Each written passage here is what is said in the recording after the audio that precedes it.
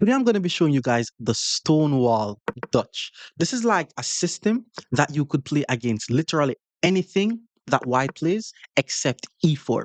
So the idea is simple. First, you want to get this setup in the center of the board, and then you want to develop your knights and your bishop. And then the attacking plan is to simply castle your king. Well, after you develop the knight, you simply castle your king. And once the bishop moves, you play knight e4, you jump your knight into e4, and we're going to be attacking with moves like rook f6, rook h6, pawn g4, pawn g5, queen to h5. If anytime they take on e4, that's going to be a fork. If they decide to take their bishop, then move the knight, you can immediately play queen h4, threatening the mate. And if they prevent the mate, you play queen h3, and then rook f3 followed by rook h6 will lead to some nasty checkmate ideas. I want you guys to watch this full video.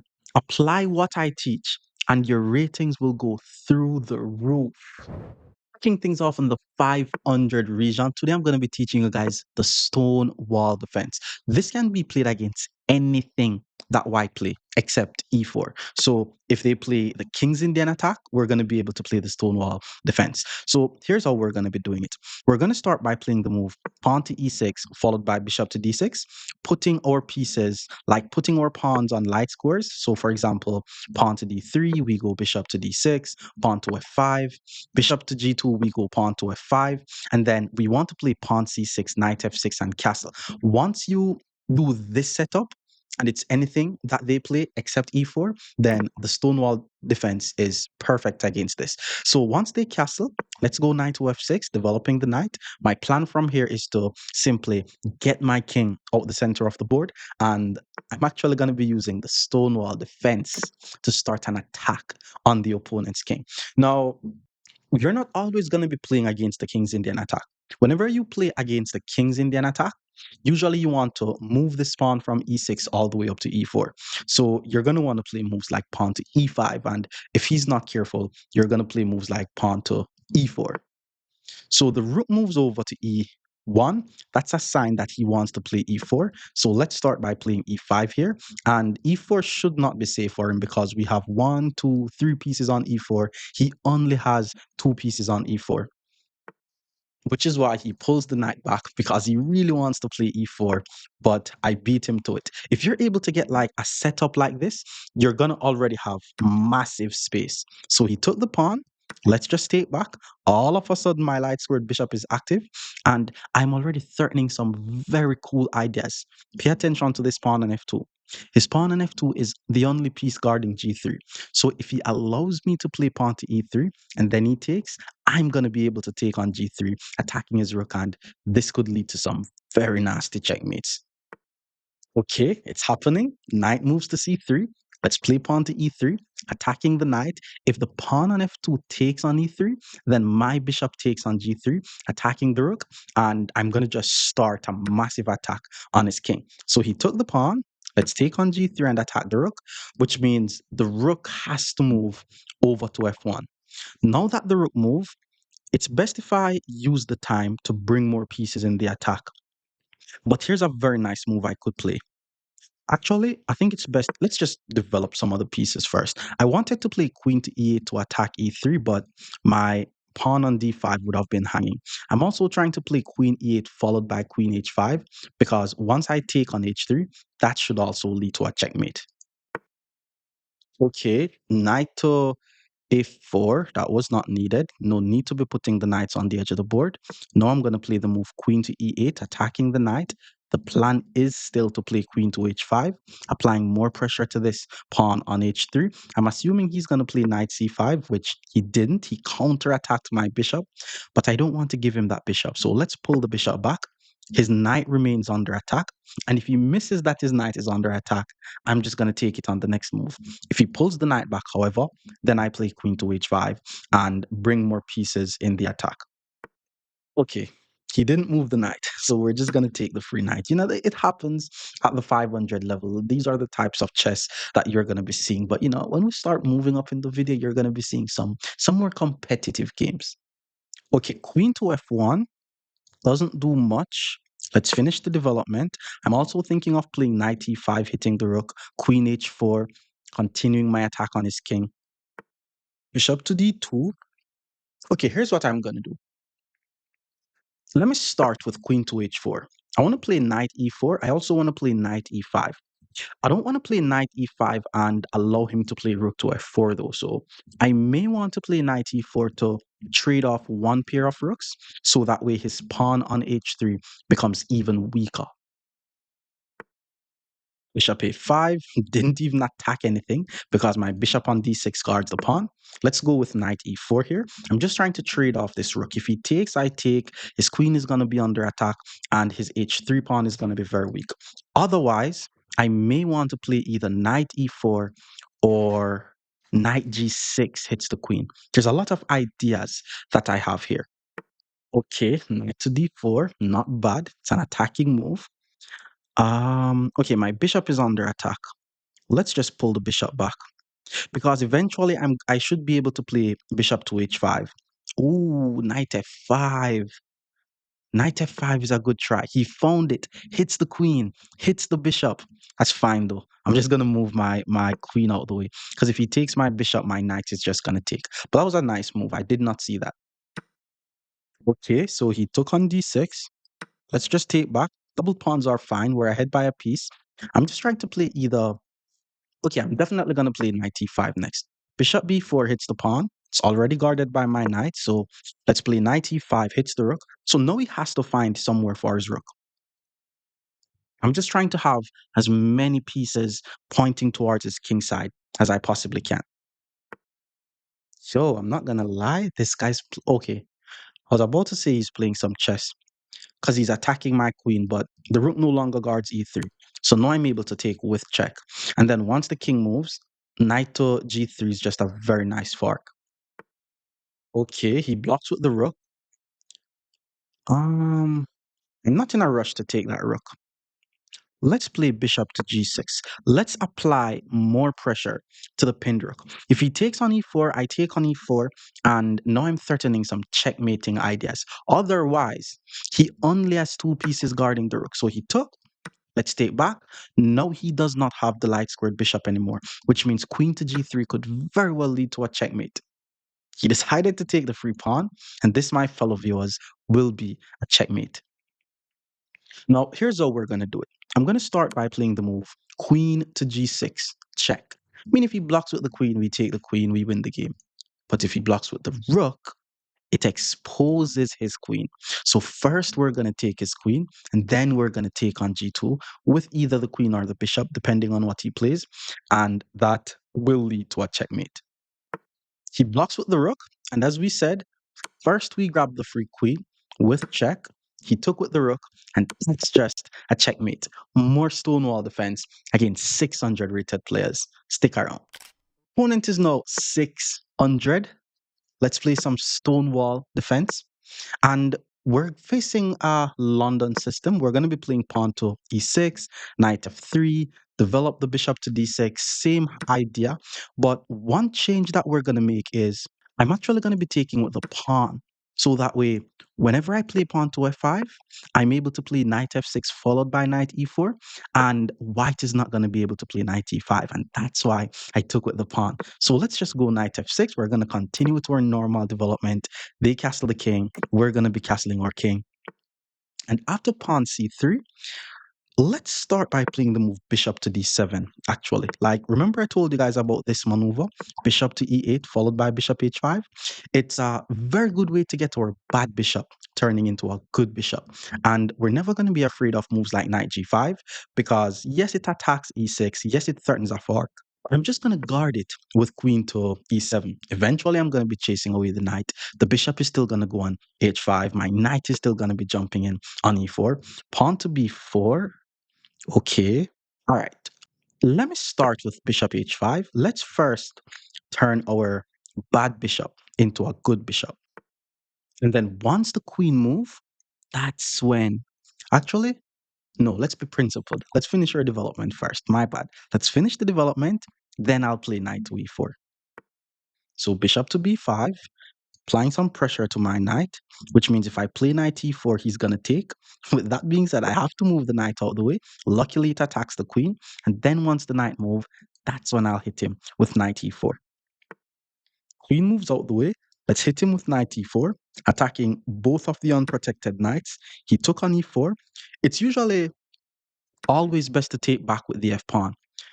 I want you guys to have a look on my light squared bishop. It's usually the bad bishop, but all of a sudden it's going to be one of my best pieces. And it could, in fact, really assist in checkmating white in this position. Remember the attacking scenarios that we spoke of with rook f6, rook g6?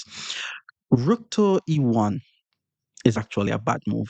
It allows me to play queen to f6 and attack f2.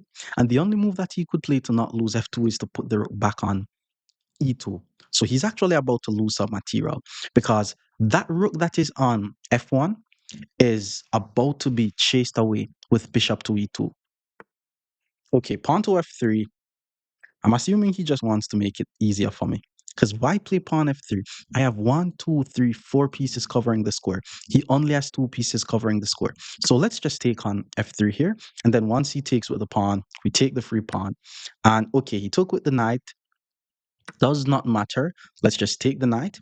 And then once he takes with the pawn, we take on f3. So, oh, he plays rook to f1. He thinks he just needs to pin my bishop to take it on the next move. What he didn't see though is I can play the move queen g5.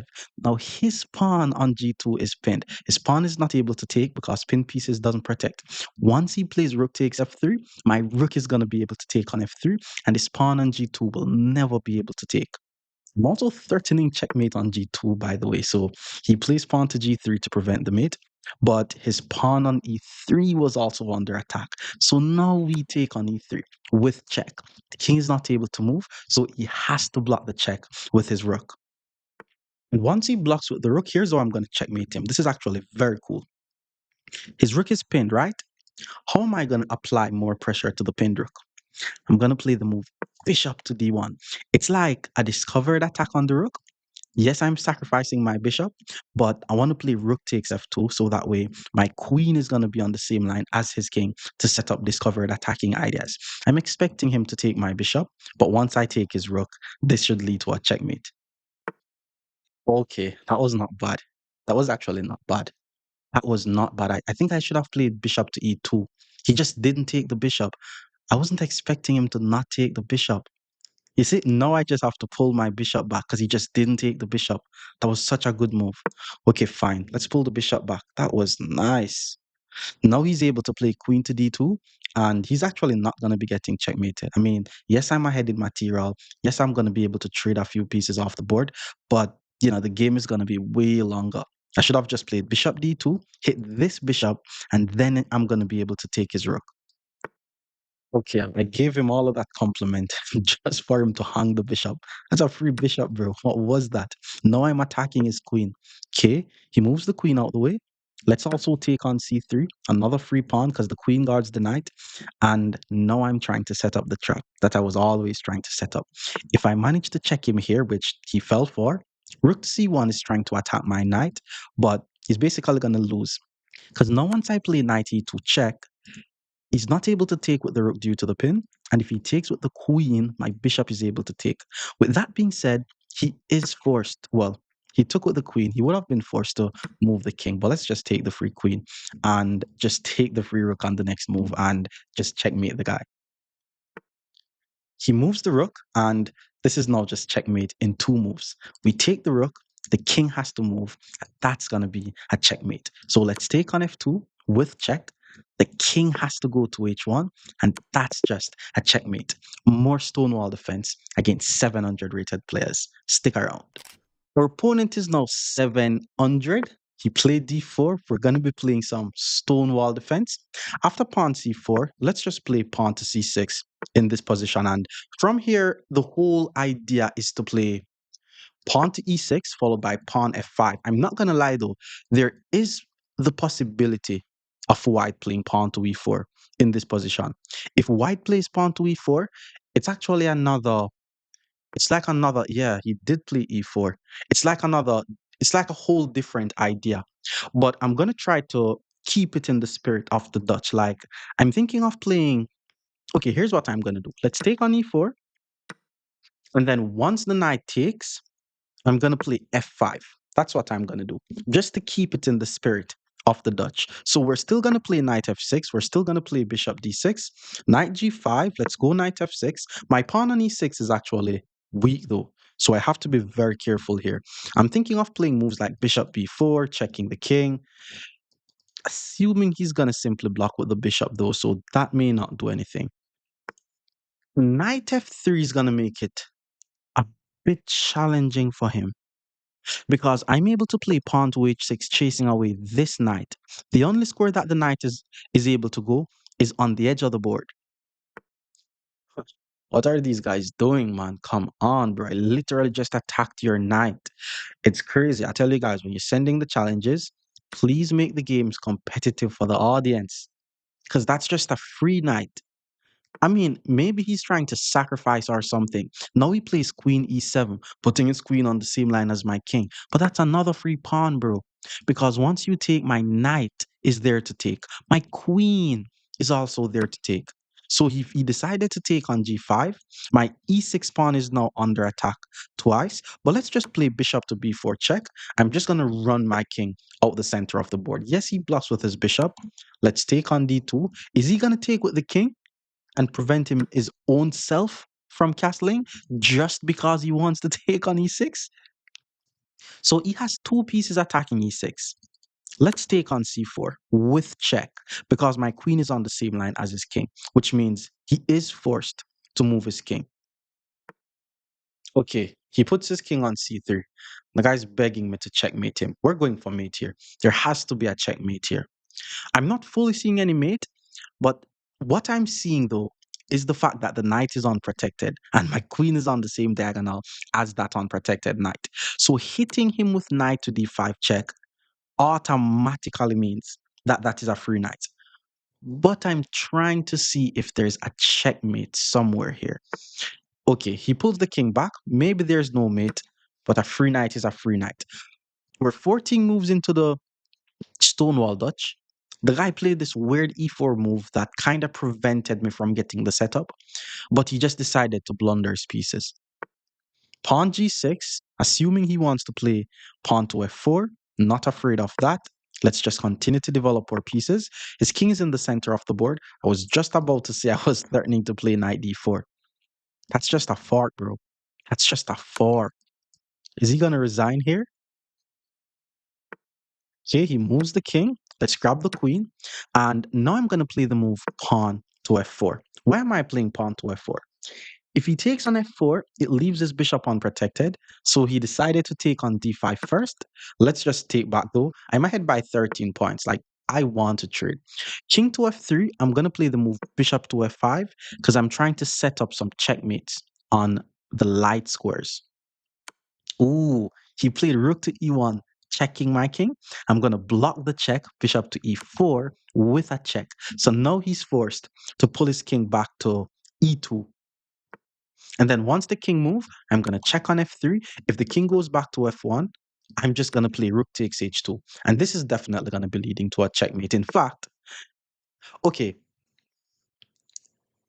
this is mating in all different scenarios. I could sack the rook, king takes, check, king over, queen h3.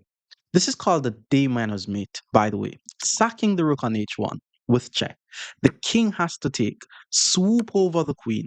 And then once the king moves to g1, once I play queen h3, threatening a lowly's mate, there's just nothing he could do to prevent it. He moves his rook to d1, but that's just checkmate. More Stonewall defense against 800 level players. Stick around. Our opponent is now 800, and we're still going to be playing some Stonewall defense. After c4, I'm going to choose to play e6. If you play c6 or e6, it does not matter once you use the same setup that we spoke about. So let's just play c6 here. And pawn g3 is actually a very good way to defend against all of this. I think my opponent is trying to do the Catalan opening. But let's just continue with the Stonewall setup. Bishop goes to d6. Okay, first I'm going to put my knight on d7.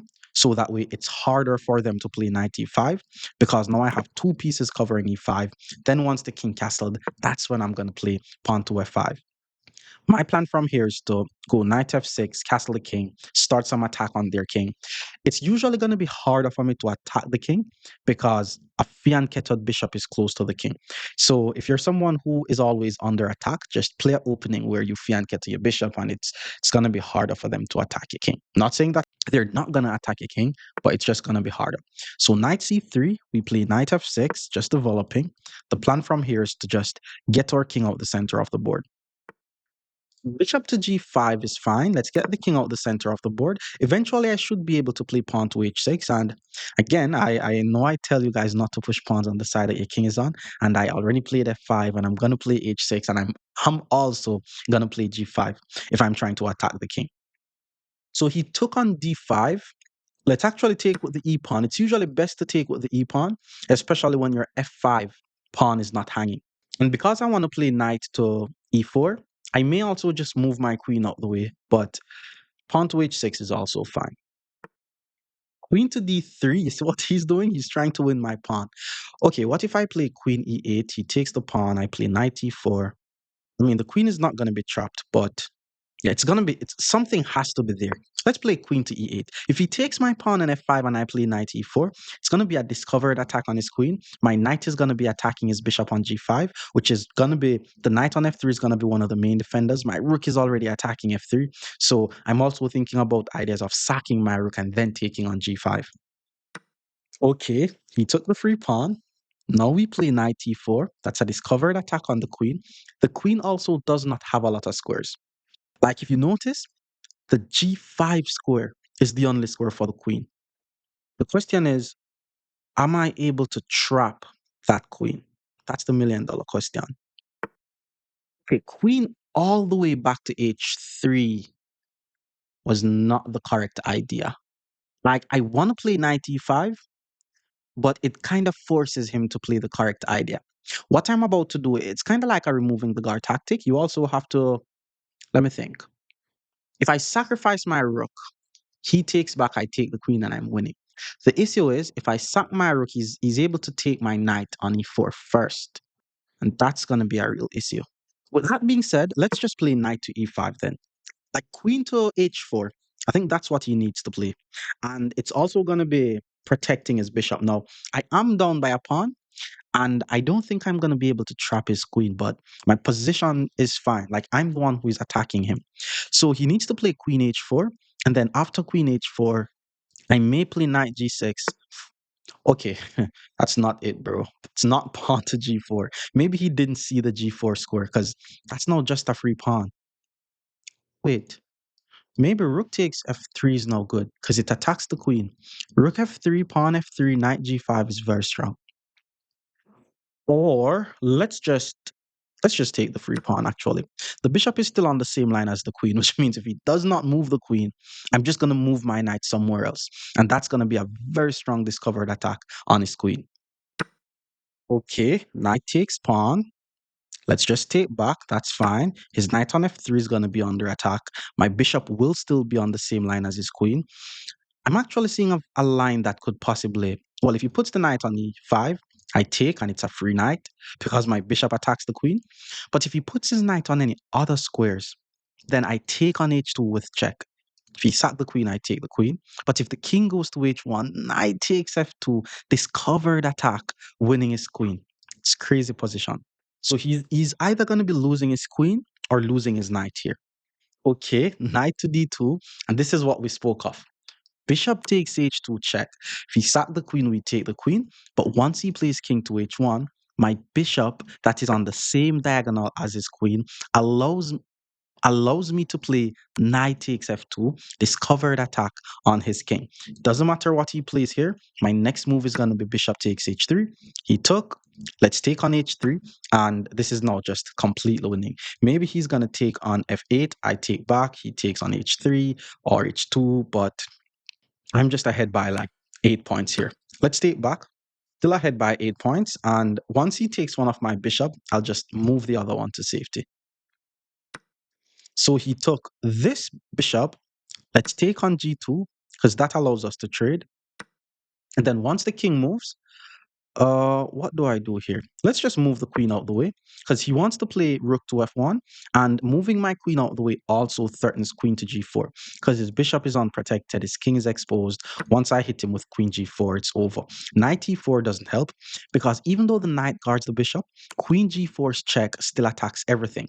So if he blocks with the knight no longer guards the bishop. I take the bishop. If he moves the king, we grab the knight, we win the game. So he moves the king.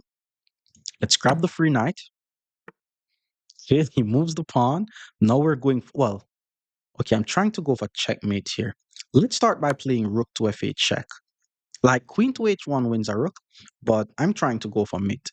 He moves the king. Okay, first let me chase away the bishop because I want to play rook to f3 and then take this pawn on e3. Oh, his bishop is trapped. There's no way for the bishop. Because if he tries bishop f4, rook takes f4 wins. Because pin pieces does not protect. So bishop f4, still a free bishop. Pin pieces does not protect. Okay, now he's trying to trade, but we don't want to trade. We're going for mate. So instead of taking, I'm going to play the move queen c2 check, forcing the king back. And then I'm going to check again. And then once I check here, I'm forcing the king to move again. And okay, no, it's not a checkmate, but it's going to lead to a checkmate. Usually people resign in these positions though, but let's just keep hunting the king until it leads to a checkmate. Okay, let's give a check here. He moves the king. Let's give another check here. And okay, now this will definitely lead to a checkmate. Moves the king, check. King has to go somewhere. And that's just a checkmate. More Stonewall defense against 900 players. Stick around. Our opponent is now 900. And as we said, I'm going to be teaching you guys the Stonewall defense. Like this, you could play against anything once it's d4. Let's just play pawn c6 after c4. He's playing the queen's gambit. After he takes, we're just going to take back. It's not going to change anything. We're still going to be going for the same setup. Pawn e6, pawn f5, and him playing a3. It doesn't really affect much that is happening. Let's go bishop to d6 first, so that way it's hard for him to play bishop f4. And now I'm actually going to play f5 to prevent e4 and knight d7 to prevent knight from coming on e5. Like if you guys are able to understand these little ideas, like preventing e4, you don't want them to put a knight on e5 too early. I'm not gonna lie though, knight to b5 is very annoying. Let me actually play pawn to a6 because knight b5 is going to be very, very annoying. And then after that, if he allows me to play knight d7, then I may get the dream attack that we've all been talking about. So for example, if he plays the regular bishop d3 and castle, then the attack is going to be brutal here. He played bishop d3. Let's go knight d7. Now that I have two pieces covering the e5 square, he's not going to be able to put a knight on e5, and this it's one of the best way to play against the Stonewall is just to play the Stonewall. So once they castle, now I play the move knight f6, and I'm going to castle and play knight e4, and he's not going to be able to play knight e5. Queen to a4 didn't really do much. I mean, it pins the knight, but the plan was to castle my king anyways. Now I'm just going to jump in with the knight on e4, and all the attack is going to start here. Mm, Okay, knight to g5 was played. Unfortunately, that's a blunder. I see why he's doing it though. Like he's attacking my unprotected pawn on e6, but his knight is unprotected on g4. So here's what I'm going to do. First, I'm going to take on h2 with check. And then once his king takes, I hit him with knight g4 check. And then once the king moves, that's when we take the unprotected knight. So let's take on h2. And I think this is called attraction. We're trying to force the king on the h2 square. And once that happens, he runs right into a discovered attack. So the king took. Now we go knight g4. And it really doesn't matter what his next move is. I'm just going to take the knight on g5. And the fact that my knight is still sitting on g4 means if I get my queen to h4 quick enough, queen h2 could be a checkmate. So he needs to quickly get my knight out of there once my queen goes to g5. So he moves the king, we grab the knight, and this should be the only chance that he has to play f3. If he plays f3, there are some variations that I'm thinking of. For example, queen h4, sack the knight, queen h4, sack the knight. If he trades the rook, I think it's too slow though. That's the thing. Yeah, that attack is just gonna be way too slow. With that being said, pawn to f3, I have two pieces attacking e3. He only has one, so knight takes e3 here is just a good move. Because even though my knight is pinned to my queen, I am also threatening a checkmate. So it's not like he could play something like pawn to f4 and attack my queen. He has to either get rid of the knight, which if he gets rid of the knight, I take and fork his bishop and the king. And if he defends against the mate, I should be able to play pawn to f4 and I'm fine. More than likely, he's not going to see the checkmate. It was a creative move. He played king to f2, which means if I take, the king is going to take. Wait, isn't this just checkmate after the king takes, though? If I take, the king takes, that's mate. You see, I almost missed that checkmate. And I know you guys would have been saying a lot of stuff in the chat when I missed mate like those. So we take on g2 check. With that being said, the king has to go to e1. He decided to take on e3, which means that's just a checkmate. More Stonewall defense against 1,000 rated players. Stick around. Our opponent is now 1,000. D4 was played. We're going to be playing more Stonewall defense. So after D5, Bishop F4 was played, and we're just going to play the move pawn to C6 here. And you guys already know the setup. It's going to be pawn E6, pawn F5, develop the knight, develop the bishop. So knight C3 was played, and this is interesting because white may want to play the move pawn to E4. So that being said, I'm actually going to start by playing pawn to F5, preventing e4, and then he played pawn f3, which means he really wants to play e4. So I'm just going to play knight to f6 now, just to have some control over this e4 square. Now, based on what my opponent is doing, I'm not going to be putting any knight on the e4 square. So this is going to be a very interesting game. He's preventing a knight going to e4 from the jump. Pawn to e3. Now I'm going to play pawn to e6. And I'm assuming the bishop is going to go to d3. So we have to go with some change of plans here. Let's say bishop d6. Bishop d6 takes, queen takes, e4. Doesn't work. I was actually thinking of bishop to b4. So that way e4 is harder, but let's just continue with the main theme that we're looking on. If he takes, queen takes, bishop back to g3, I'm actually not afraid of. If takes, his rook gets the file. So let me just use the time to get my king out the center of the board. The only thing in this position is I'm not going to be able to play knight e4, but he's not going to be able to play knight f3. Queen to d2 was played. Maybe he's trying to castle his king on the queen side, and if that's what he's trying to do, let's play the move pawn to c5. Let's try to open the c file so that way if he castles his king on the c file, which he did, I'm going to be able to start an attack. So he castled pawn c4. He's just going to pull the bishop back. So let me just play the move knight c6, applying more pressure to this pawn on d4. Now, I'm attacking the pawn twice. He's only guarding the pawn once. So I'm assuming he's either going to release the tension because knight to e2 trying to apply more defense to the pawn loses because pawn to c4 traps the bishop. So what is he going to play here? He did play knight to e2. And as we said, my fellow viewers, this is already just losing. 10 moves into the stone wall, pawn to c4, trapping the bishop, winning the bishop. So he decides to sacrifice the bishop. Let's just take here. We're already ahead by a piece, by the way. So, I'm just winning here, which means I don't mind any trades anymore. Pawn to e4 is interesting because he's trying to play pawn to e5. He's trying to fork me back. But let's just take. And then once he takes, I still don't want to take on g3 and allow his rook this open file. So here's what I'm going to do instead. I'm going to play the move bishop to b4, pinning the knight to the queen.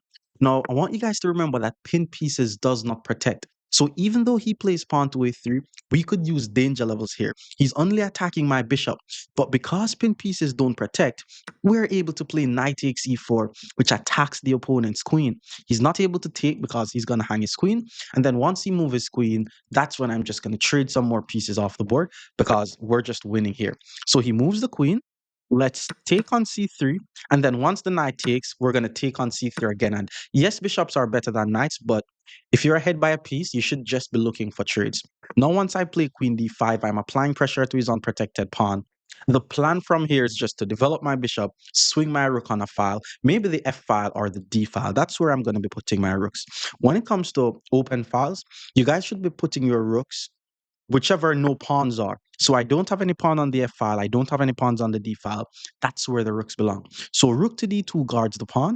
Let's just finish the development. Bishop to d7 and rook to e1. And now we play rook to d8.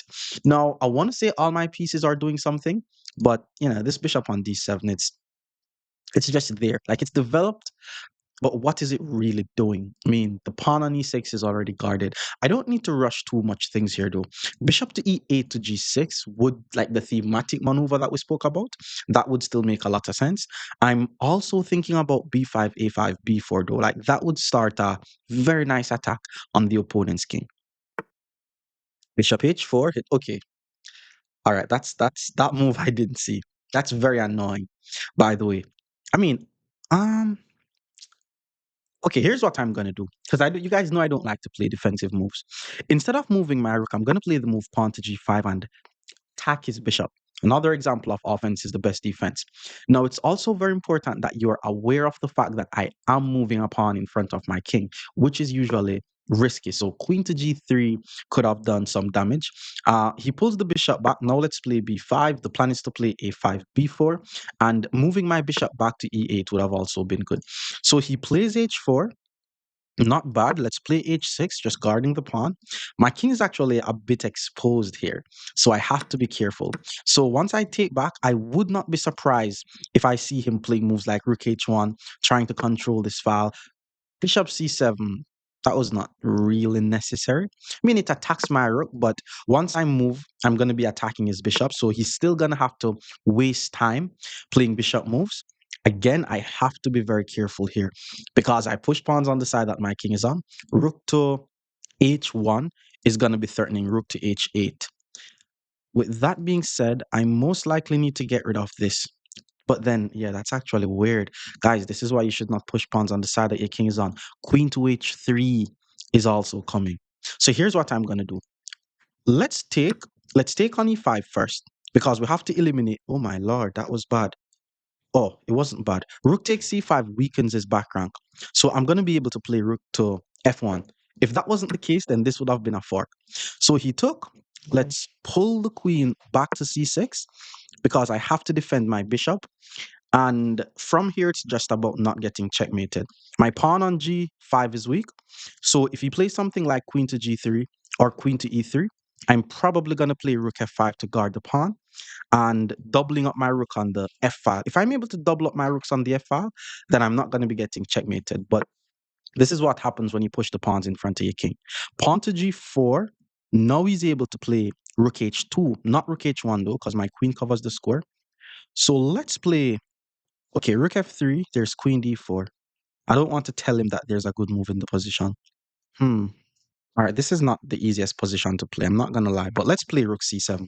The idea of rook c7 is to double up. Rook to d6 was actually very important that I played rook c7 because now I have to move my queen away and my rook guards the bishop. But let's just play queen to f3 here. Like, if he trades the queen, then I'm winning. If he plays rook to e3, I may check, I may play queen f4, I may take the pawn, but I'm not gonna lie, I should have just moved my rook in that position. Playing g5, still gonna win, but I'm making it harder than what it needs to be. So what you guys need to really understand from this is you can push pawns in front of the king, but you have to ensure that you really evaluate the position because things could get really dangerous in the long run. So he traded the queens. Let's just take, which means I'm just gonna have a very easy game now. I'm just ahead by 3 points. I'm never gonna be getting checkmated. That's not a bad move. I'm thinking bishop c6. Yeah, let's just go bishop c6. That was a bad move. That was a blunder. I should have played rook f7. I just made a drawback blunder, guys.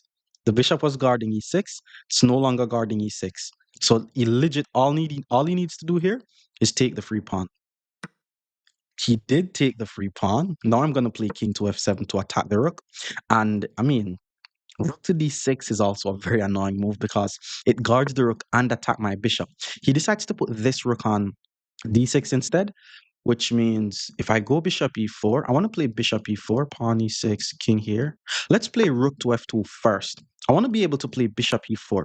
So he checks. I was expecting that. Let's go king e7. There's no rook to d7 check here. I want you guys to notice what I'm doing. I'm trying to attack the pawns that are around this king. So bishop to e4 could be my next move. If he checks, I take. If he takes, then I check on d2, and that should be winning. Like once I'm able to trade the pieces off the board here, it should just be a one game for black. Okay, I think he's also seeing that idea because he moves his king out the way. Bishop to e6, I still like. If he check, I takes, and then after pawn takes, I'm just going to play king back. So bishop to e4 still works. It looks a bit dangerous though, I'm not gonna lie. But because I'm ahead by a piece, I can get away with anything here. If he checks, I take. If the other rook comes in, I take. And yeah, I'm gonna lose this pawn, but he's gonna lose this pawn. And okay, so he moves this king. Let's take the free pawn, attacking his rook. Again, if he checks, I'm just gonna take. Bishop to b3 check is an idea to try to checkmate him on the back rank. So checks, let's just take. He could, nah, there's no taking with the pawn here. So he has to take with the rook. Yo, he has to be careful. There's back rank checkmate here. Let's take. For example, if he takes on a7, this is mate, which he did take on a7. And this is checkmate in two moves. Hopefully you were able to find it. But once I check on b3, it doesn't really matter where the king goes back. Rook f1 is just mate. So we check on b3. The king now has to go back. And that's just a checkmate. More Stonewall defense against 1100 players. Stick around. Opponent is now 1100. Let's play some Stonewall Dutch.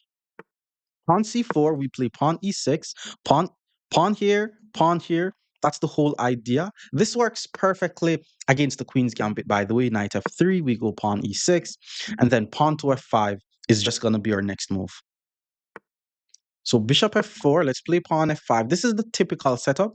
And then from here, we're looking to finish our development this way. So he plays e3, we develop the knight, our bishop is going to the d6 square, and then we're just going to castle our king, jump the knight into the e4 square. Like that's the whole plan. So he takes, this time we're going to take with the queen. And what I always say is what white needs to do here is play knight to e5 followed by pawn f4. Pawn to c5 was played. Let's just pull the queen back to e7. I mean, queen c7 was also fine. I was thinking of queen c7. So that way, when I play knight d7, the knight doesn't get the e5 square. Bishop to d3. Let's get the king out the center of the board first. I'm thinking of knight d7 followed by e5. But bishop takes f5 may be very, very annoying. So if he decides to castle, well, if I jump in with my knight, he's just going to jump in with his knight. So let's play knight d7 first. So that way, if he jumps in with his knight, I take, and then c5 and e5 is weak. So now that he plays a4, I'm actually thinking of playing pawn to e5. If pawn e5, there's bishop takes f5, pawn e4 attacks the knight. And then once the knight move, I don't see what I have. So let's just continue with the plan. Let's jump in with the knight, get the rook lift, and then start the attack. Knight back to d2, that's a good move because he's trying to play pawn to f3. Whenever they allow us to play pawn to e5 and we're not going to lose any material, it's very good for us. It also allows us to develop our light squared bishop properly. And we also have plans of just taking something and then playing pawn to e4. But now that he took here, it's just better for us to take with the f pawn. The rook gets the file. And once the bishop moves, I'm going to take on, well, I actually don't need to take on d4. If I take on d4, he takes back with the pawn. Maybe he wants to play pawn to f3. Maybe just knight f6, pawn f. Let's go knight f6 actually. If he takes on e5, my queen is there, so I'm not in any rush. I'm trying to make bishop takes, bishop to g4 a possibility. So for example, after pawn f3, I take on f3. If he takes with the rook, I'm able to play bishop g4, putting my bishop on the same line as his rook and his queen. And this is now just a pin, and just like that, we're winning the game. If he had taken with the queen, I was going to play pawn to e4. If he had taken with the pawn, maybe bishop h3, and we're doing fine. So at the low levels, usually they just play until someone blunders a tactic, which is why you guys need to ensure that tactically you're good. And it's not about just, okay, I'm solving a lot of tactics every day, which is good, but it's how well you're able to understand the different tactical motives in the position. So he moves the queen out the way. We're definitely going to be taking that rook. And then pawn to e4 could be our next move. So he took with the queen. queen is on the same line as my rook. So knight e4 is an immediate possibility. But yeah, once he moves his queen, if I take, h7 is going to be hanging. With that being said, let's just bring more pieces in the game first. Pawn to e4, I'm probably going to play in the future, but I'm trying to be a bit patient because if he takes on e5, I take on e5, and that's actually even better for black. So I'm trying to give him the option of making a mistake. So for example, rook to e1, that's just losing because now I'm able to take on d4. Even though he's putting his rook on the same line as my queen, he's not able to take on d4 because he's going to lose his rook. So once he moves his knight, then I should be able to take on e3, unless he puts his knight on e1. If he puts his knight anywhere else, I take on e3. Knight e2, I'm still able to do a discovered attack and attack the queen. But let's just take a free pawn. In fact, I'm ahead by 3 points. I'm about to be ahead by 4 points. Let's not try to be fancy here. Let's just get the queens off the board. And I'm purposely going to take with the rook and not the pawn, even though the pawns are doubled. So that way, he's not able to move the rook because he's going to lose the knight. And if he moves the knight, he's going to lose the rook. And because the knight is pinned, the plan is to apply pressure to the pinned piece. It's up back to d1. He's just trying to protect the knight. But once I play pawn to d3, this is just me applying pressure to the pin piece. Knight has nowhere to go because I'm going to take the rook. I'm going to take the knight on the next move. And if he tries king to f2, he puts his rook on the same line as my king, which is why he resigns. But more Stonewall Dutch against 1200 players. Stick around. Opponent is now 1200. We're playing some more Dutch defense or the Stonewall Dutch. This is the Stonewall Dutch that we're playing. You know, this same setup that we spoke about, getting the little triangle, moving the pawn to f5. And, you know, we're going to be seeing a lot of London system because persons play the London system, I get a lot.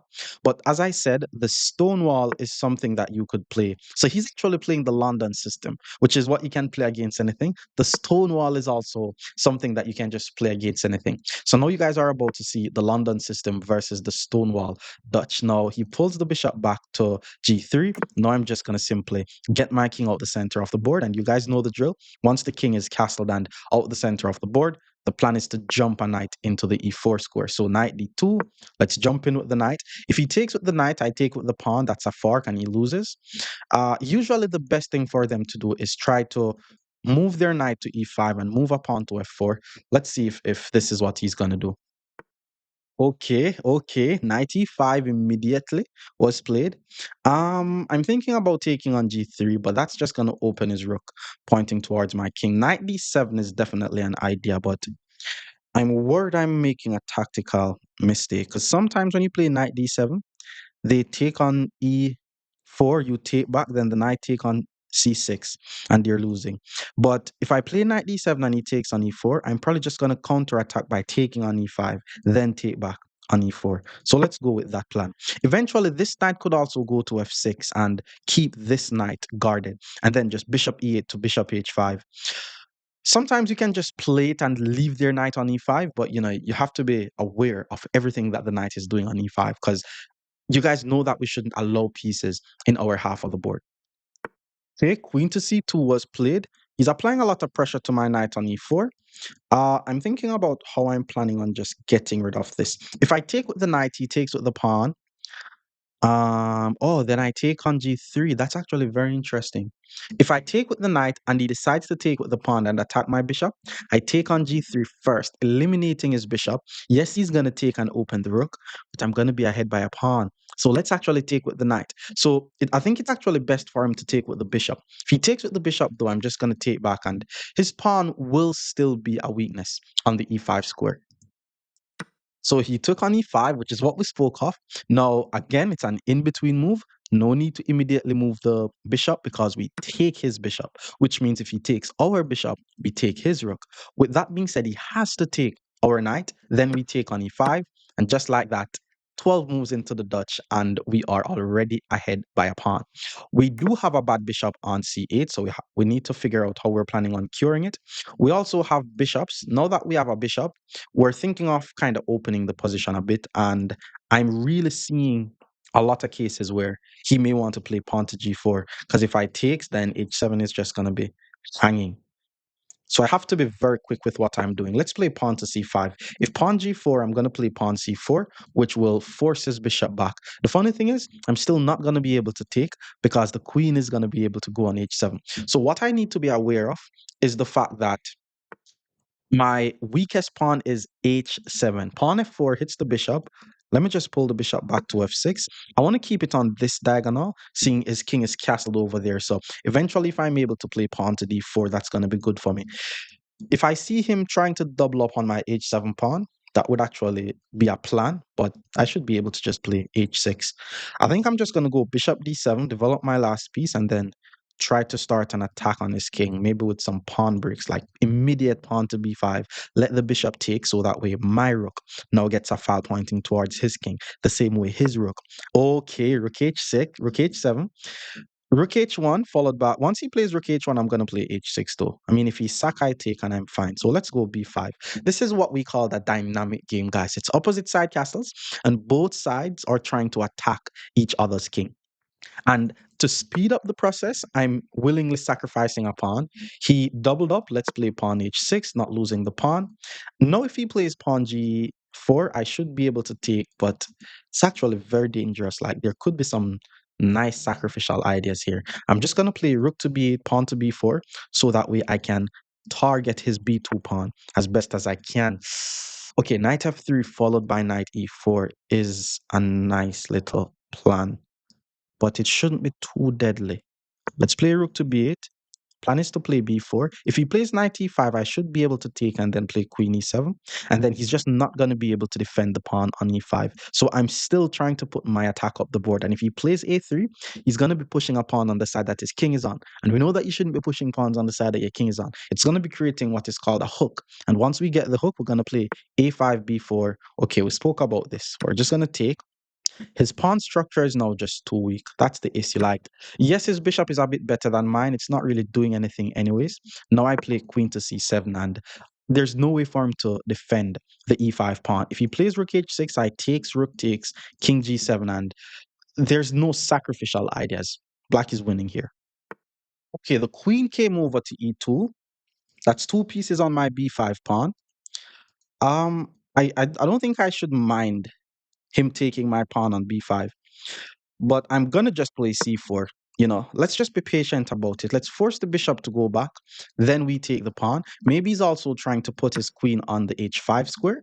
But once he moves the queen, he's gonna be leaving his pawn on e3 unprotected. Now the plan for me is to play b4, and that's gonna get my rook in the game.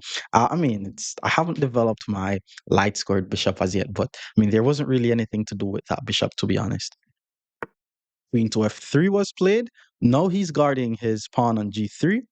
I'm thinking of bishop b7 e5 to attack his queen, but let's just continue with our attack at this point. If he takes, I take, then b2 is going to be under attack. And this is how we should try to target the pawns and the squares that is around the opponent's king.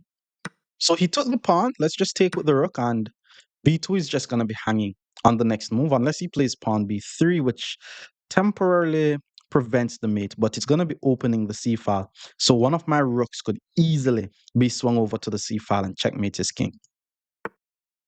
Okay, I mean, he's trying to trade the queens off the board. If I trade queens, it's going to be winning for me. It's probably too late for him to trade queens now, though. That's just a pawn. Once he moves the king, pawn to e, yeah, let's just take. Once he moves the king, pawn to e5 hits the queen.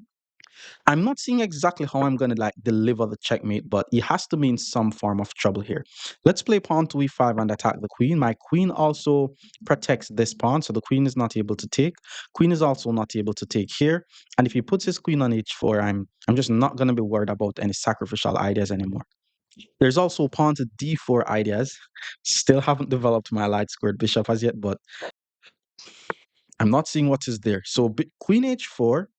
Okay, let's play pawn d4. That was the initial plan. Hopefully, once I develop or once I open a diagonal for my light squared bishop, then I'll be able to develop it. But there's no need to develop. There's no need to move a piece if it doesn't do anything. For example, okay, I forgot about rook to b1. Luckily, it does not loses because I'm able to play something like Queen C3, which checks the king. And then eventually I should be able to trade. I'm ahead by 3 pawns. Taking on E3 is going to be a third pawn. Eventually, once I play pawn to D3, his bishop is also going to be trapped. So he pulls the king back to D1. And the funny thing is, I'm actually just going to play the move pawn to D3. The bishop is already trapped because if he takes my rook, I'm not even going to take back the rook because once I take on C2 and then the king move, queen to E2 is going to be a checkmate. So yeah, this is now just game. Yeah, he took with the rook, but let's just take on C2 with check, forcing the king to move, and that's just a checkmate. More Stonewall Dutch against 1,300 players. Stick around. Our opponent is now 1,300, and we're playing some Stonewall defense. Pawn to D5, pawn E3, and let's just play pawn E6 here. It looks like he's also playing the Stonewall. It's actually crazy because he's actually playing the Stonewall attack, and we're going to be playing the Stonewall defense against the Stonewall attack. Let's play bishop D6. It's the same idea. Pawn F4, so knight D2. He's literally playing the same thing. Okay, let's go with pawn F5 here. And one thing that I like to tell you guys is the Stonewall defense is one of the best things to do against the Stonewall attack and vice versa. So now it's gonna have to be a positional game for me. But let's go knight to F6 here. Knight F3. Let's get the king out the center of the board. And then once he also castles his king, I'm actually going to choose to play the move bishop to d7 first. So that way I'm able to play bishop e8, bishop h5. Remember I tell you guys about that maneuver? It's very important. If you don't do it like that, then you're just going to have a bad bishop sitting on c8 the entire game. After a move like c4, we're going to play c6. So that way if we push, we're able to pull our bishop back. Queen to b3. Nice move. It's attacking my unprotected pawn. I also have to defend the pawn. So let's just play b6. It's not a move that I wanted to play, but can't give him a free pawn. Okay, he hops in the pony. I'm probably going to be taking this knight, to be honest, because it's doing a lot of attack. But first, let's play bishop to e8, so that way we could finish our maneuver. But anytime I take the knight, my knight is going to be under attack, and I'm going to have to play knight to e4. Okay, he took. Usually it's best to take with the e-pawn, but always be aware of what happens if you take with the e-pawn and leave your pawn on f5 unprotected. Since I'm going to be leaving f5 unprotected, I'm going to choose to take with the c-pawn. But usually you want to take with the e-pawn. So if it's possible for you to take with the e-pawn because you're not going to be losing the f-pawn, then you take with the e-pawn. Bishop to b5. Okay, also another good move. But the thing is, this should be my bad bishop. So the fact that he's helping me to trade off my bad bishop, I was actually planning on going all the way over here to try to get a trade. So the queen moves to b5. Let's play pawn a6. Let's get that queen out of our half of the board. And then once the queen moves, I'm now thinking of squares in which I want to put my knight on d7. So the queen moves. Knight c6 is not possible. Let's play knight d7. He's just not going to move this knight, by the way. Now, because the position is closed, most times in closed positions, it's best for us to actually just give up the bishop and keep the knights on the board because knights are better in closed positions. Pawn to a3 was played. Okay, let's play pawn to b5. And if he plays pawn to b4, I should be able to play knight b6 and target his weak c4 square.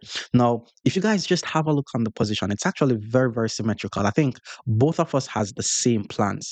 I'm trying to get a knight on c4 and a knight on e4. He's trying to get a knight on c4 and he already has a knight on e5. This is usually the harder way of playing it whenever they just try to move up 2 pawns and put the knight in the Marxibine. I also have a plan of getting my rook on the file. So guys just doing exactly what I'm doing. So knight b3, let's play rook to c8 actually does not make any sense. Because once he put his knight on c5, it's just not going to be a file anymore. But that's fine though. I'm going to take it. I'm not going to feel comfortable with 2 knights on my half of the board like this. Because it's a closed positions and knights are better than bishops in closed positions, we're giving up the bishops for a knight. Now, if you take the d pawn, then he has some understanding of chess because the bishop could be very active on this diagonal. But if he takes with the d pawn, the knight on e5 is slightly more weak. So he took. Now I jump in on c4. If he takes, not sure how I'm going to take back, but all I know is I'm going to have a very strong knight on e4. And this is called an eternal knight. If you're able to put one of your knights on the opponent's half of the board, it's usually a case where it's good knight versus bad bishop. But in this case, I don't think the opponent's bishop is bad. So it's just going to be an imbalanced position where I have a good knight, he has a good bishop on this diagonal, and the player with the faster attack will win. Okay, rook a2, not sure why. Let's continue to improve our position. Oh no, rook a2 was bad. I thought that was bad. I should have just took the knight, and then his bishop wouldn't even have been good on this diagonal. Okay, I'm also threatening a fork on c3. But I think once he puts his bishop on d2, because I mean, it's a good bishop. Because I'm trying to win, I'm not really a fan of too many trades. So once he plays rook to c2, now we take on e5. And I could confidently say black is better here. Why? Because I have a good knight and he has a bad bishop. It's going to be very hard for him to bring his bishop in the game. It's still not going to be a very easy game for me to play. Let's just play king to h8. And why I'm going to play king to h8 is I'm about to move pawns in front of my king. And you know how risky it is to push pawns on the side that your king is on. If I had played pawn to d4, that would have also been interesting. But now we start the attack.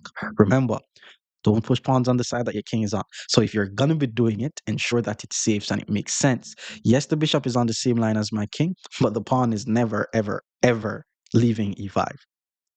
So he moves his rook to c1. Let's continue with the attack, pawn to g4. I want to get my rook over to h6 and my queen over to h4 and target his h-pawn. I'm also thinking of just pushing my h-pawn up the board. Okay, I wasn't expecting him to start rolling his fast pawn. Like things could get tricky. But if I just don't move my rook on c8, then I don't have to worry about anything. So let's continue. Let's start by playing rook to g8. Rook g6 to h6 is an idea. h5, h4 is an idea. Okay, he moves the pawn. I have to move the queen. Let's play queen to h4. It's actually not going to be too easy for this attack to work, but I have some ideas. For example, I'm thinking of g3. He's not going to take. I'm assuming he's going to push, but then I'm going to play knight g4 and sack my knight for the pawn. Yeah, that's definitely the idea. Definitely the idea. Ooh, pawn to g3. The guy's asking me to sacrifice. Nah, we're not going to sacrifice. We have to be patient. Look on this f3 square. A knight belongs on f3. If I takes, queen block takes, I mean, I get couple pawns for the knight, but that's not the idea. Let me start by pulling back the queen. This is going to be a very interesting game, actually. Probably should have pulled my queen somewhere else so I could push my pawn up to h4. But bishop to d4, let's go knight to g4. My knight is heading to h3 or f3. It's more than likely going to be f3 though. He needs to play rook to c6, take the pawn, and try to queen his pawn.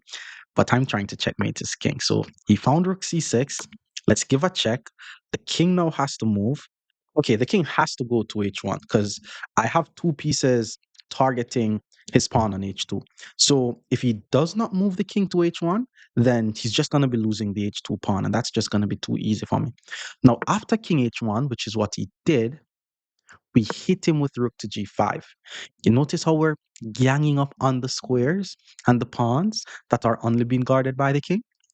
I was about to say if he allowed me to play rook h5, I'm winning, but I'm actually not. I'm actually not. Rook takes a6, rook to h5. I think he's able to play rook to c2. Okay, but I think I have a little removing the guard idea. Look on this rook on c2. The rook on c2 is overworked. There's a little tactic in the position. I want to take on h2, queen takes h2, queen takes h2 mate, but his rook is on c2. That's why I'm going to play the move rook takes e7, sacrificing the rook because if he dares to touch my rook, he's mated. Oh, that was actually a blunder because he's able to check on. Oh, God, I lost another 1300. That's crazy. Because now once I play king up, he's just going to take a free rook. Ooh, okay, now we have to go here. And then once he checks, I have to block with the queen, and that's going to be mate. Ah, that's crazy. But he played h4. Why did he play h4? Why didn't he just. Okay, I have to sack my rook. I'm not gonna. I think it works though. But rook takes h4 is just gonna be mate, right? If he takes with the pawn, I check, king up, check, king back, mate. If he moves the king, I check, king back.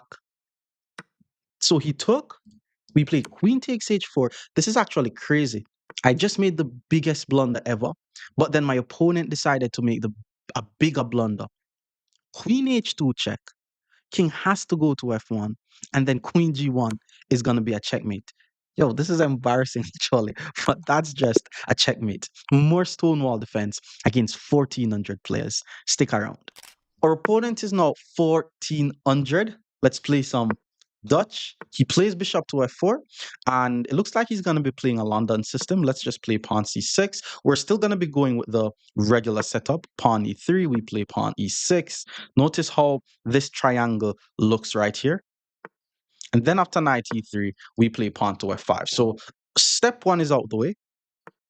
Bishop to d3. Now I'm going to play knight f6, bishop to d6.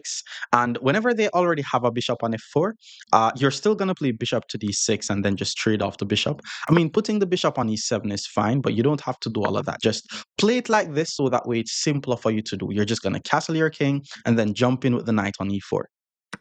So he took on d6. Let's just take back on d6. And knight to e5 followed by pawn to f4 is something that white could do to, try to make the game a bit harder.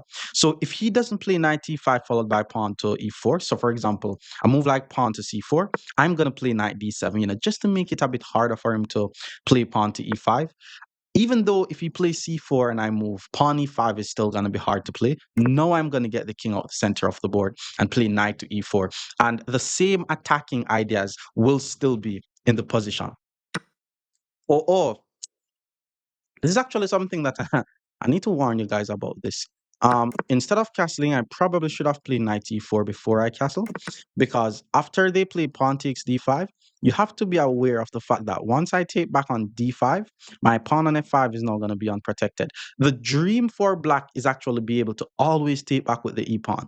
So me castling a bit early was kind of like a slight error, because now it's actually kind of harder to play this position. I'm actually going to take with the knight. So that way, if he takes my knight, then I take and my rook guards it. Because if I had taken with the pawn, knight b5, the knight could go to c7.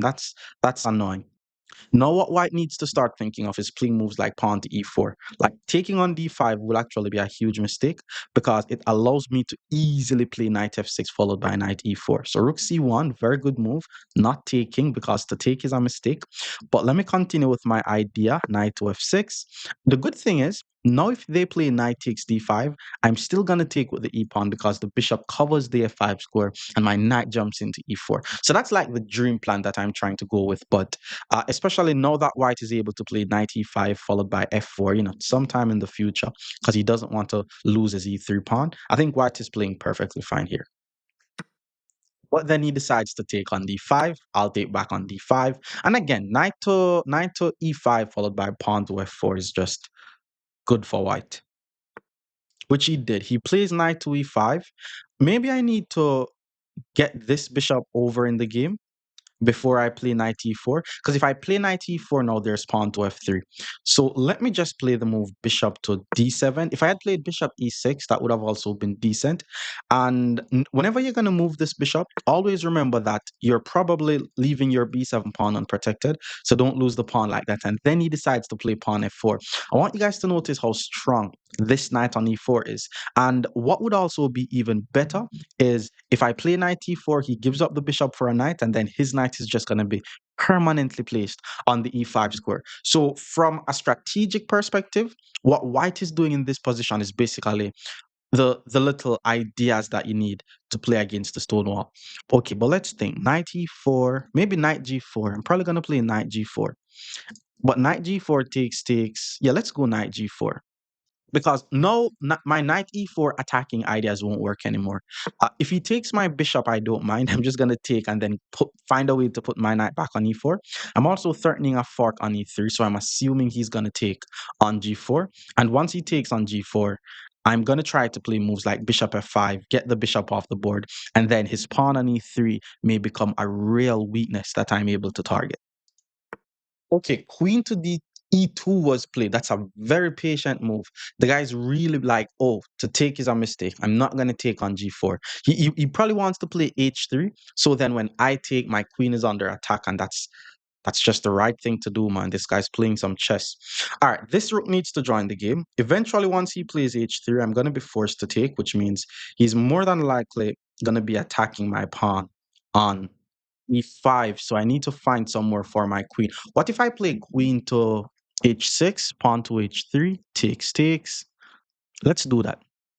The good thing is I'm leaving my bishop on d7 unprotected, but knight takes d7 is just gonna be a very horrible loss. Yeah, that would be bad. Like he's playing so well, blundering like that. I'm not expecting that. I'm expecting him to play h3. I still want him to take, so that way after takes, I'm able to get a rook on this file.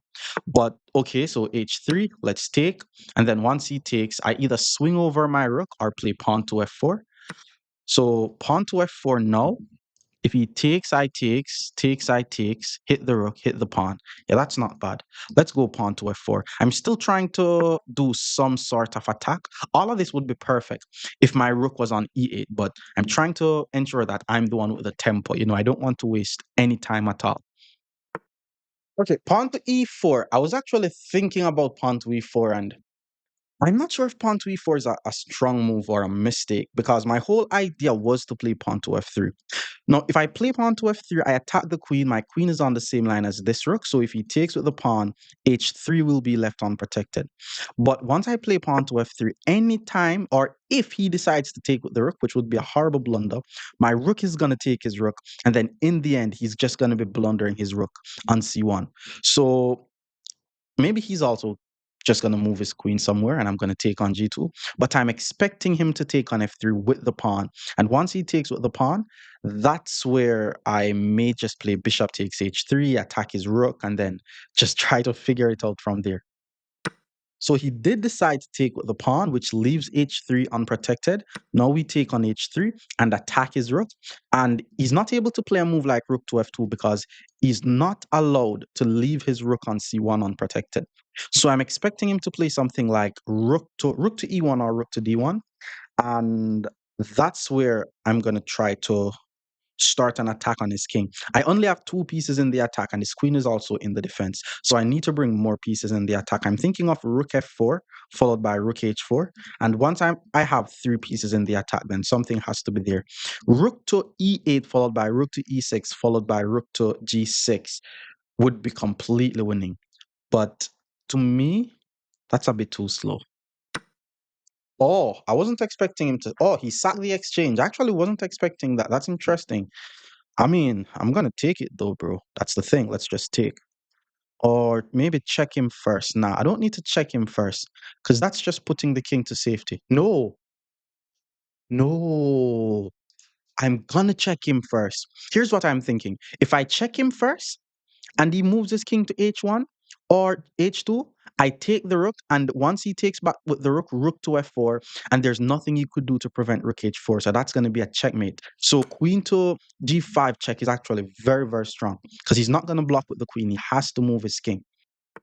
Now, once he moves the king, now we take on f1, and then once we play rook to f4, oh, there's actually rook to f2.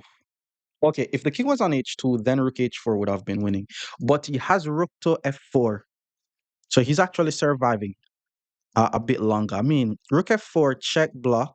I need more pieces in the attack. That's the thing. Queen c1, check. There's king up. So rook f2, check, block, takes, king takes. I could check here and then pick up this pawn. But I'm trying to go for mate here. So maybe I'm just going to swing this other rook in the game. No, maybe I'm going to check, blocks, takes.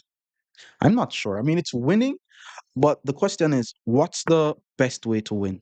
Let me just be patient about what's happening. Let's just take back on d5. Now I'm ahead by 2 points. I'm not worried about this pass pawn because the queen by itself is not going to escort it. Rook check. The plan was to play. The plan was to play rook check, king over, queen check, king up, and I have nothing. So let's play queen check instead. Let's go queen check. If he blocks with the rook, I just take on. Oh, he can also take on f3. I didn't see that. So blocking with the rook, I was planning on playing rook to h4. takes check and then take on d4. But or if I take on f3, takes, I'm going to lose h7. So I think it's actually best if I go with this plan.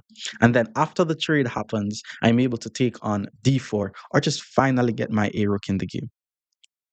So he took, let's just take back. Oh, well, I wasn't expecting him to block with the queen, but the guy has no time on the clock. So I understand why he's just playing random moves. But now this is just winning. I have a rook, the opponent has a bishop. It's just a matter of converting this. We're in the end game. The whole idea is to start rolling the pass pawns up the board. Oh, pawn to h5 was a mistake. The bishop was guarding it. But let's move the king. I'm going to allow him to take here and play b6. Because if he takes, well, I was going to play rook to d8. Let's play king up and pawn push. Now I play rook to d8. And then once he moves the bishop, I just take on d4. Again, he did not play too bad for someone at 1400. Now he's going to try to roll his pass pawn, which he did not do. That would be the right plan, though. Let's hit the bishop so that way, once he starts rolling the pawn, I'm here to defend. Let's hit the bishop again. Now I'm going to push, knowing that if he pushes, that's a fork. But allowing him to get these would have been bad. Okay, he pushed. Yeah, and this is just winning because that's just a fork, and I use my king and my rook to prevent his pass pawns. And from here, it's just game. So rook up, I'm going to take the pawn. I'm going to check, grab this pawn, and that's just GG's. But for 1400, this guy played very well. More Dutch defense against 1500 players. Stick around. Our opponent is now 1500. We're going to be playing more Stonewall. So let's go pawn d5. Knight c3 was played. Looks like we're going to be facing a Jobava London. Let's just continue with the regular development. The Jobava London doesn't really work against the Stonewall because there's no knight b5 because the pawn is going to take. So let's just continue with the setup. We're basically setting up a defensive setup, and then we're going to be going in with our knight on e4. So pawn to e3, let's go pawn to f5. And now we continue with the plan. Again, whenever they have a bishop on f4, that's actually a good thing for them. But let's just continue knight f6, bishop d6. Yes, that's the correct thing. What he's doing is definitely the correct thing. Let's go bishop e6, and now we're just going to get to our king castle. So what I see a lot is when you play the Stonewall, them having a knight on e5 is what makes it so annoying. Bishop to d3, he's developing. Let me get my king out the center of the board. And if I play knight to d7 here, that's actually a blunder because knight takes c6 wins material. So I still need to be careful here. So white also decides to castle the king. And now I'm trying to figure out how to get all my pieces in the game. I'm going to start by playing queen to e7 to guard the bishop because it's very important that I keep the bishop guarded. And I may play bishop to d7 followed by bishop to d8 before I play knight d7. Because if I start with knight d7, then I'm not really sure what I'm going to do with this knight, especially since he's able to play pawn to f3. Okay, bishop back to g3 was played. Yeah, that was like the first weird looking move that he played. But let's continue with the plan. I think it's still important that I continued with the plan. Oh, he wanted to play f4. Yeah, this is just him outright just playing the Stonewall against me. Now I'm actually going to play the move knight e4 because he wants to play bishop h4 and pin my knight. And I probably should have tried to get my bishop around there because now his queen is going to be on d1. So once I go bishop to e8, I'm not going to be able to play bishop to h5. But I may just leave the bishop on d8 so that way I'm able to develop the knight, then put the knight on d7 to f6, then play bishop to h5. Okay, but this player decided to immediately take. Okay, I'm actually gonna take with the yeah, let's take with the d pawn here. This is a bit different. And then once he moves the bishop, taking with the d pawn basically means something is now able to go to the d5 square. Okay, let me pull my bishop, or I could play c5 actually. I'm actually going to play c5 followed by knight c6. This is just like a different way to develop because it's a Stonewall versus a Stonewall. So I have to ensure that I'm playing a bit more positional. Pawn c3 was played, and in this position, the knights are actually better than the bishops because it's closed. If you notice, the pawns are like jammed together. So knight c6 I mean, it's fine though, to be honest. I'm trying to take on I'm trying to take on e5 first, then play knight c6. Yeah, let's do that. Let's take on e5. What I'm worried about though is pawn to d5. I'm not sure how dangerous pawn to d5 is. Because the moment I play knight, okay, he took with the d pawn though. How do I continue with my development here? We still have to play positional. Putting the knight on c6. Let's just go knight c6 and swing the rook in the game. And I think most of the action in this position will be taking place on the d file. Okay, pawn to a4. He's trying to control some squares on the queen side. Personally, I think most of the action is going to be taking place on the queen side here. So let's start getting pieces in the game. Let's start by putting the rook on the same line as the queen. I'm assuming he's going to move the queen, and I'm trying to put something on the d5 square, maybe knight e7 to d5, or find a way to put my bishop on c6. But I think I have too many pieces here. Like maybe I need to trade off one of them, and then it's going to be easier for me to play. Okay, queen to b3, very good move. He's attacking b7, but then I'm able to play knight to a5, which attacks the queen and guard b7 at the same time. And depending on where he puts his queen, I may be able to play pawn to c4, so it's going to be harder for him to play pawn to b4. What he needs to play here is queen to a3. If he plays queen a3, I'm not able to play pawn to c4 because I blunder my queen and then he's able to play pawn b4. But because he plays queen c2, I'm able to play pawn c4. His pawn will never be able to get to b4 because of en passant. And my long-term plan is to play knight b3, knight c5, knight to d3. The issue is, once I put my knight on the c5 square, the bishop is going to take the pawn. So I may need to play a6 followed by b5 first, but it's all about being patient here. Okay, rook got into the game. Makes sense. I'll also get my rook in the game, guarding the pawn. The good thing is once I play knight b3, his pawn on a4 will now be hanging because there's no more rook on a1. So I can at least try to win a pawn out of this. And I'm also thinking about some very nice exchange sacrifice with rook to d3, just allowing him to take my rook. And then I'm going to have a very strong pawn on d3. Okay. I guess he has the same idea. Rook to d4 is a very strong move. Very, very strong move. Because if I play knight b3 hits the rook, he takes. Pawn b5, maybe. He's also trying to double up. Maybe I need to move the bishop. Takes, takes. But then he takes. And then I go here, pawn push, and I'm fine. Let's try this. Move the bishop, rook over. Takes, rook takes, bishop d5.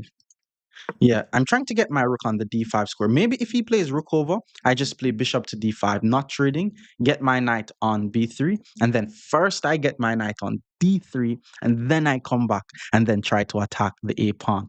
This is how you play positional chess. It's all about not rushing it and just trying to find the pieces that are not doing anything and put them on better squares. Like, no, okay. I just I just blundered a pawn. No, no, I didn't blunder a pawn. The plan was to take his rook. And he has to now take with the c pawn, but his bishop is going to be on the same line as my rook, and his queen is going to be on the same line as my rook. If he takes with the e pawn, he's just blundering. Bro, you didn't need to sack the bishop. You could have just take and protect the bishop. No, I take. Yes, you're going to take back, but you're down by a bishop. You didn't have to do all of that. Now to continue my attack, I'm going to hit him with queen to c4. Not necessarily doing anything here. I'm just trying to win this pawn on a4. And okay, I'm ahead by a point. And yeah, this is just going to be like winning. So he decides to play the move pawn to d4, which attacks my knight, indirectly protecting the pawn. So I have to move the knight. Let's go knight b3. I'm threatening to take on a4, and I'm threatening to take on d4 because my queen is on the same line as his queen, which means his pawn on c3 is going to be pinned. So for example, if he plays pawn b5, hits the bishop, I play knight d4, counterattack, hit the queen. And then once he moves the queen, I give a check, maybe take the bishop, then move my bishop, and I'm just winning. Well, he did the exact move. So as we said, we take on d4, hit the queen. Pawn is not able to take due to the pin, which means this is just danger levels. Like I do not need to move these pieces that are under attack because there's something that is of greater value on his half of the board that is under attack. Queen to d2 was played. Now my knight is under attack and my bishop is under attack. To save my position, first I need to play knight to e2 check. just getting my knight out of attack. Oh, but then he plays king to h1. King f2 was better because now my queen is now on the same line as his unprotected rook. So once I take on g3, that's already a fork.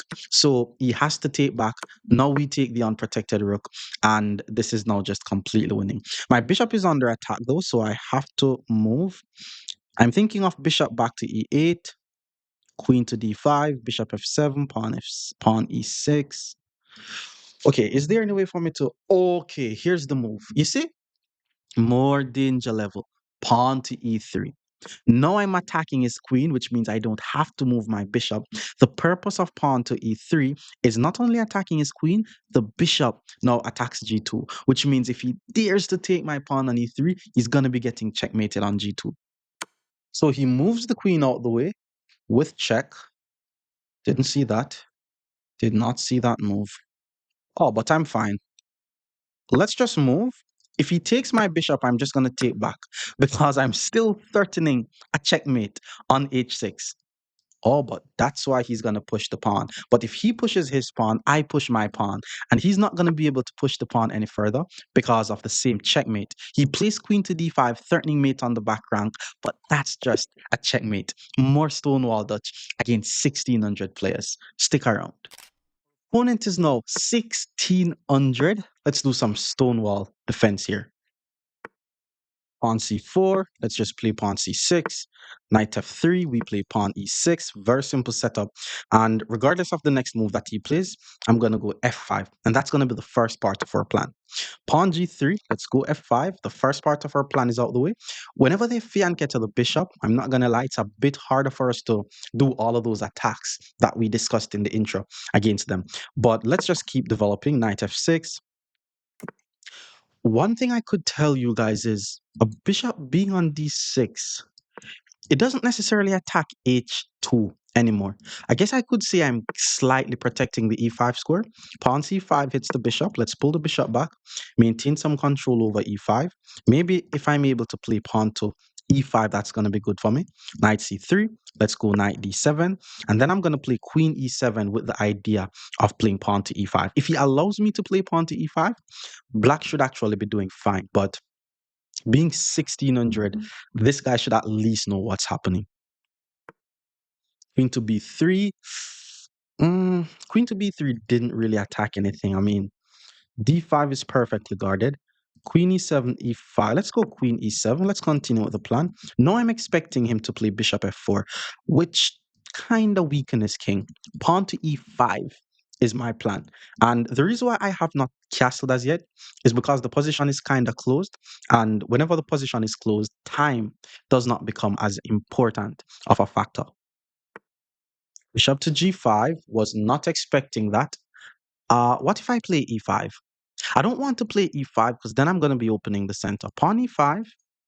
Let's say he takes. I takes, knight takes, queen takes, or bishop takes. I'm actually fine. Yeah, let's go with e5. I have to be careful though, because based on what I just said, the reason why I didn't castle my king is because the position is closed. So the fact that I'm playing e5 now is basically me trying to open the center, but my king is in the center. Pawn e3 would be very nice for me if he plays that, because then I'm going to be playing pawn e4. I don't think he wants me to play pawn to e4, so he may take on e5. Ooh, he did play pawn to e3. That's going to be bad for him though, because once I hit him with pawn e4, look on this space advantage that I have. And once I play pawn h6, I'm also assuming that he's going to be giving up his bishop for a knight. It's not going to be easy for me to win this still, because his plan should be to play pawn to b5. It's going to take him a while to move his queen out the way, put a pawn on b5. Maybe he's not even going to find this. I'm expecting knight to d2 to be played here. And now let's play h6. Let's just take the bishop here. He has to give up the bishop for a knight. Unless he plays bishop to f4, which is not bad. Because after takes, I mean, his d pawn is going to be very weak though. And if he decides to take with the g pawn, his king is going to be slightly weak. So I'm expecting him to just give up the bishop. I take the bishop. I castle my king. And this is one of those situations where we know that we shouldn't push pawns on the side that the king is on. But in order for me to attack him and try to win this game, I may be pushing the pawns on the side that my king is on. Like his queen is all the way over here. So I'm not worried about like getting checkmated or anything. Ooh, he did play bishop f4. That was probably a concrete move. Let's take on f4 though. Once he takes, his d4 pawn is very weak, which means if I'm able to get a knight on e6, that's gonna be nice. Okay, but first let's remain principled. Let's get the king out the center of the board. There's also pawn to b6, which is surprisingly such a good move. Because after takes, my bishop gets to go to this very long diagonal. Maybe sometime in the future, I may be able to play pawn e3, but it's not going to be anytime soon because I'm sure he wants to put one of his rooks on the same line as my queen. Okay, now we play b6 though? I don't want to be doing anything too risky. All right, here's what I'm going to do.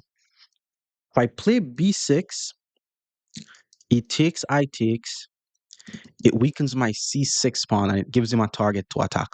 So I'm going to start by playing the move rook f7 so that way my knight gets the f8 square. I'm going to play it very slowly so that way I can outplay him. So I'm going to slowly put my pieces on better squares, attacking his weak backward pawn on d4, and eventually I want to play a well-timed g5. That's how I'm going to win this game. Okay, knight back to d1. That's also a nice idea. He's trying to get his knight to e3, but let's continue with the plan. Knight f8, knight e6. Once his knight goes to the e3 square, my pawn on f5 is going to be under attack. So if I play knight e3, he takes on f5, hitting my queen, guarding his pawn. With that being said, do I play g6 or do I play knight h7 because I need to prepare to play g5 eventually. Like he's gonna have to play a defensive move sooner or later because once my knight gets to e6, he has to defend his pawn on d4. Once that happens, again, we're playing it positionally. I'm gonna slowly go bishop d7, swing my rook over to f8, and then I'm gonna play a well-timed g5 followed by f4. So rook e2, that actually didn't do anything. Let's go knight e6. Queen c3, like you shouldn't want to be playing defensive moves with your queen. Wait, what if I rush and play pawn g5? Like I don't want to rush, but it's a good move. Okay, I'm going to do it next. Let's go bishop d7 first. So that way, once I play pawn g5, at least I can quickly swing my rook over in the game. So bishop h3 was played.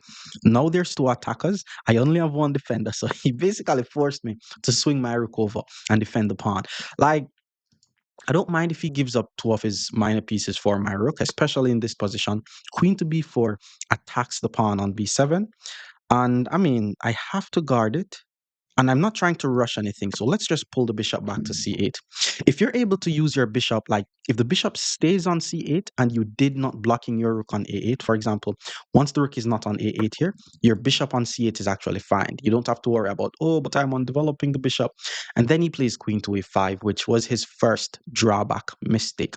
I want you guys to notice what was happening. First of all, when you play against weaker players, this is how you win. Like, look on all my last move. I didn't rush any pawn break. I slowly find better squares for my pieces until he made his first mistake. The queen was guarding d4. It's no longer guarding d4. Even though he's attacking my pawn, I take on d4, and I'm currently attacking his rook. So he has to pull the rook back. That's the only thing he could do. Luckily, I won't be able to fork because his knight guards, and I may even let him take on a7 just to bring his queen all the way out of the attack or the defense, because once I play pawn to g5, massive attack is coming. So he moves the rook. We're going to allow him to take on a7, play the move pawn to g5. Because if he takes on h7, I takes, double pawns in front of his king. That's going to be bad. And if he takes on g5, eventually once I hit him with f4, that's also going to be bad. Okay, taking on g5, I was thinking about playing f5, f4 now, but then he hits the rook. And if I take with the knight, he pulls the bishop back, play f5. Let's do that. Let's take with the knight, hit the bishop, force him to pull the bishop back. Yo, f3 is also very weak here. If he allows knight f3, he's losing. But I'm assuming he's going to pull his bishop back and then pawn to f4 and the attack is coming in. Like, this is like such a good attack. There's nothing that white could do here. it doesn't even seem as if he has time to eventually take on a7 because I'm hitting the knight. If he moves the knight, he gets forked. If he takes, then I take, then f2 is going to be hanging. And then you see my bishop on c8, it's actually very active. It can always go to h3 and then try to trade off my bishop. So knight back to e1, another drawback mistake. Knight was guarding c2. Knight is no longer guarding c2. So we jump in on c2, forking both of the unprotected rook. This is completely winning for black, which is why he resigns. More Stonewall defense against 1,700 players. Stick around. Our opponent is now 1,700, playing some Stonewall defense. So this is the Queen's Gambit, and we're just going to play the move. It actually doesn't matter if we play pawn c6 or pawn e6. That's the whole idea. It's more like a setup, it's more like a system. You could actually start by playing f5, but we spoke about this. The whole idea is to get this little pawn set up. So it closes the position and then it allows us to start developing our pieces. So after white plays knight f3, I'm going to start by playing bishop to d6. If you start by playing knight to f6, it's also fine. Pawn to c5 is actually, it's not necessarily something that you should worry too much about. You're always going to pull the bishop back to c7 and keep it on that diagonal. And let's compare dark squared bishops. Like, my dark squared bishop is way better than his dark squared bishop. My light squared bishop, however, but you guys should know what the plan is with the light squared bishop. Bishop d7, bishop e8, bishop h5. Let's go knight to f6, knight d7, castle the king, and start the attack on the opponent's king. Pawn to h3 was played. That's a weird move. It's not like I'm trying to put a knight on g4. I guess he wants to castle and he notices how my bishop is pointing towards h7. I guess that's why he decides to just play h3. Now, usually the hardest and most annoying way to respond to any stonewall is just to play a stonewall. So I'm thinking of just putting my knight on d7 here, just to make it hard for him to put his knight on e5, and then I'm going to get my king out the center of the board. But if you're watching this, if you play the stonewall as black, it's usually annoying when white plays the stonewall against you, and if you play the stonewall as white, it's usually annoying when they respond. So basically what they need to do is find a way to put a knight on e5, find a way to play f4, and it's all of the tactical ideas. Now you have to switch to play like more positional chess. But bishop e2 was played. Let me get my king out the center, assuming he's going to get his king out the center, and then we jump in with the knight, and all the tactical stuff is there in this game. Queen to c2 was played. I'm not sure if he's trying to castle on the queen side. Maybe he's like, yo, I'm not comfortable with that bishop pointing towards h2. I'm not castling on the king side. But let's just continue with the idea. The good thing is, you guys just notice how easy it is to play.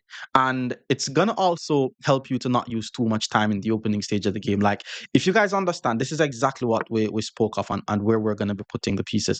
Pawn to g4 is actually very interesting.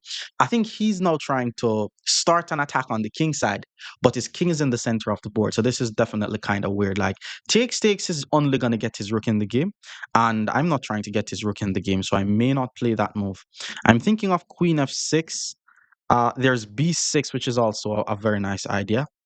But the thing about this is he's allowing me to play e5. E5 is more like it's a luxurious type of move. Usually if you play the Dutch and they allow you to play e5, it's usually just not good for them. I mean, taking on f5 is definitely a move though, because I wouldn't feel too comfortable taking back with my rook. But if he takes on f5 now, my idea is to just get rid of my knight. I'm not going to take that bishop. That's a bad bishop. So I'm probably going to take his bishop, move my pawn to e4 and hit the knight, and maybe even get my queen over in the attack and find a way to get my bishop to take on f5. That's going to be a better way to play.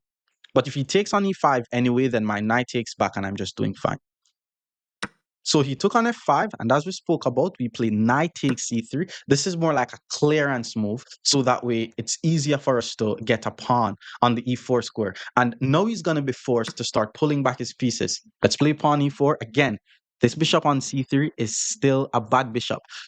And our bishop on c8, which is usually the worst bishop, is now going to be not too bad of a bishop. So let's see. Yeah, I thought he was gonna play knight to e5, but that's bad. So he pulls the knight back to d2, and I'm assuming he wants the castle. What I'm seeing is if I takes pawn f3, my rook is undefended. It's on the same diagonal as the queen.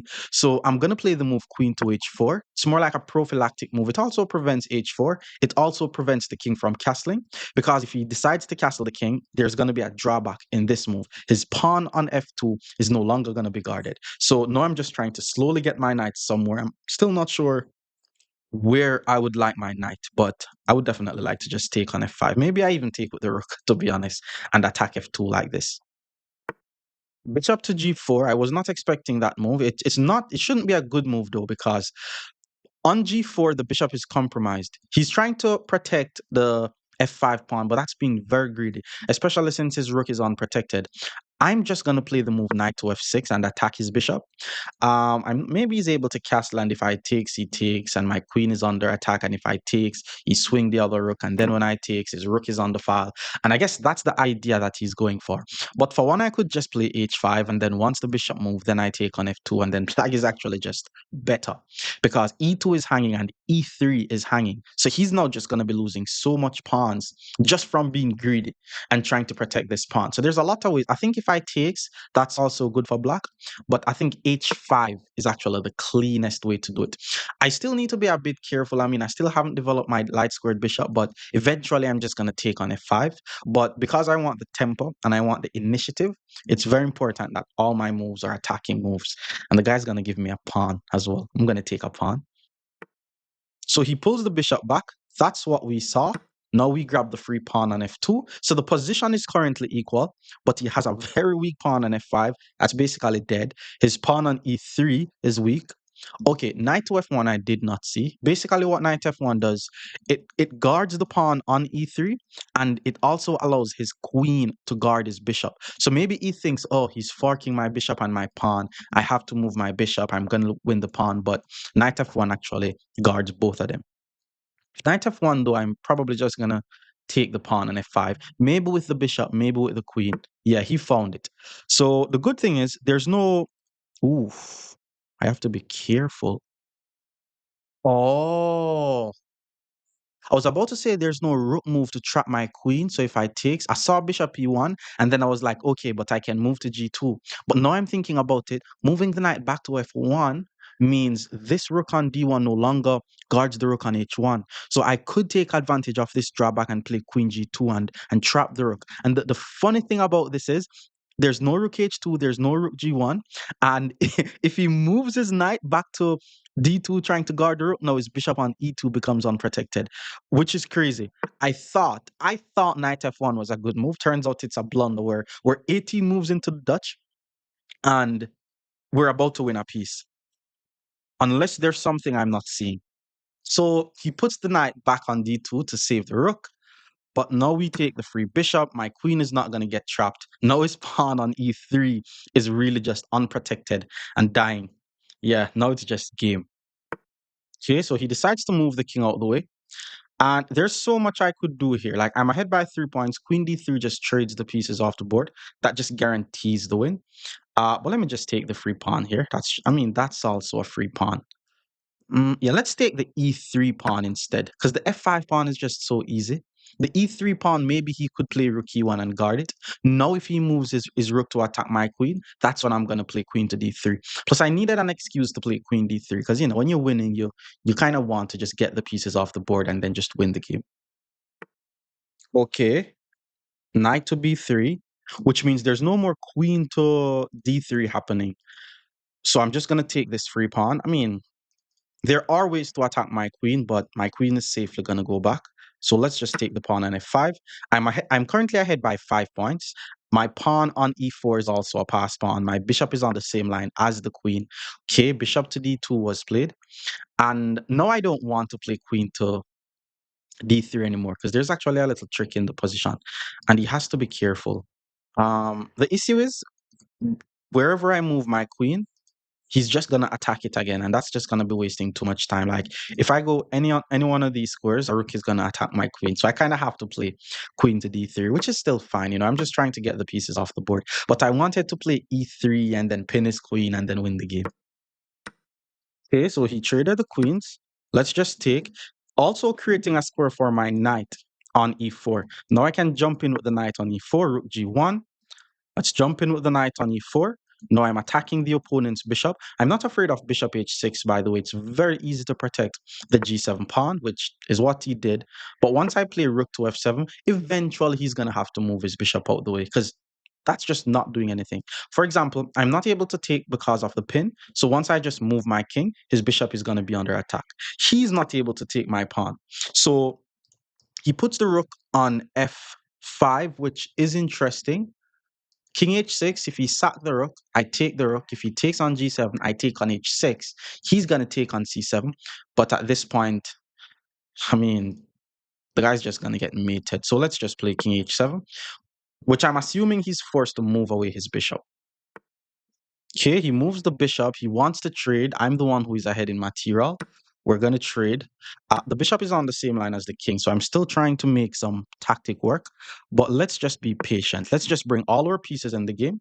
And once all the pieces join the game, it's going to be way easier for us to win. Like, pull the bishop back. Now we're just trading, trading.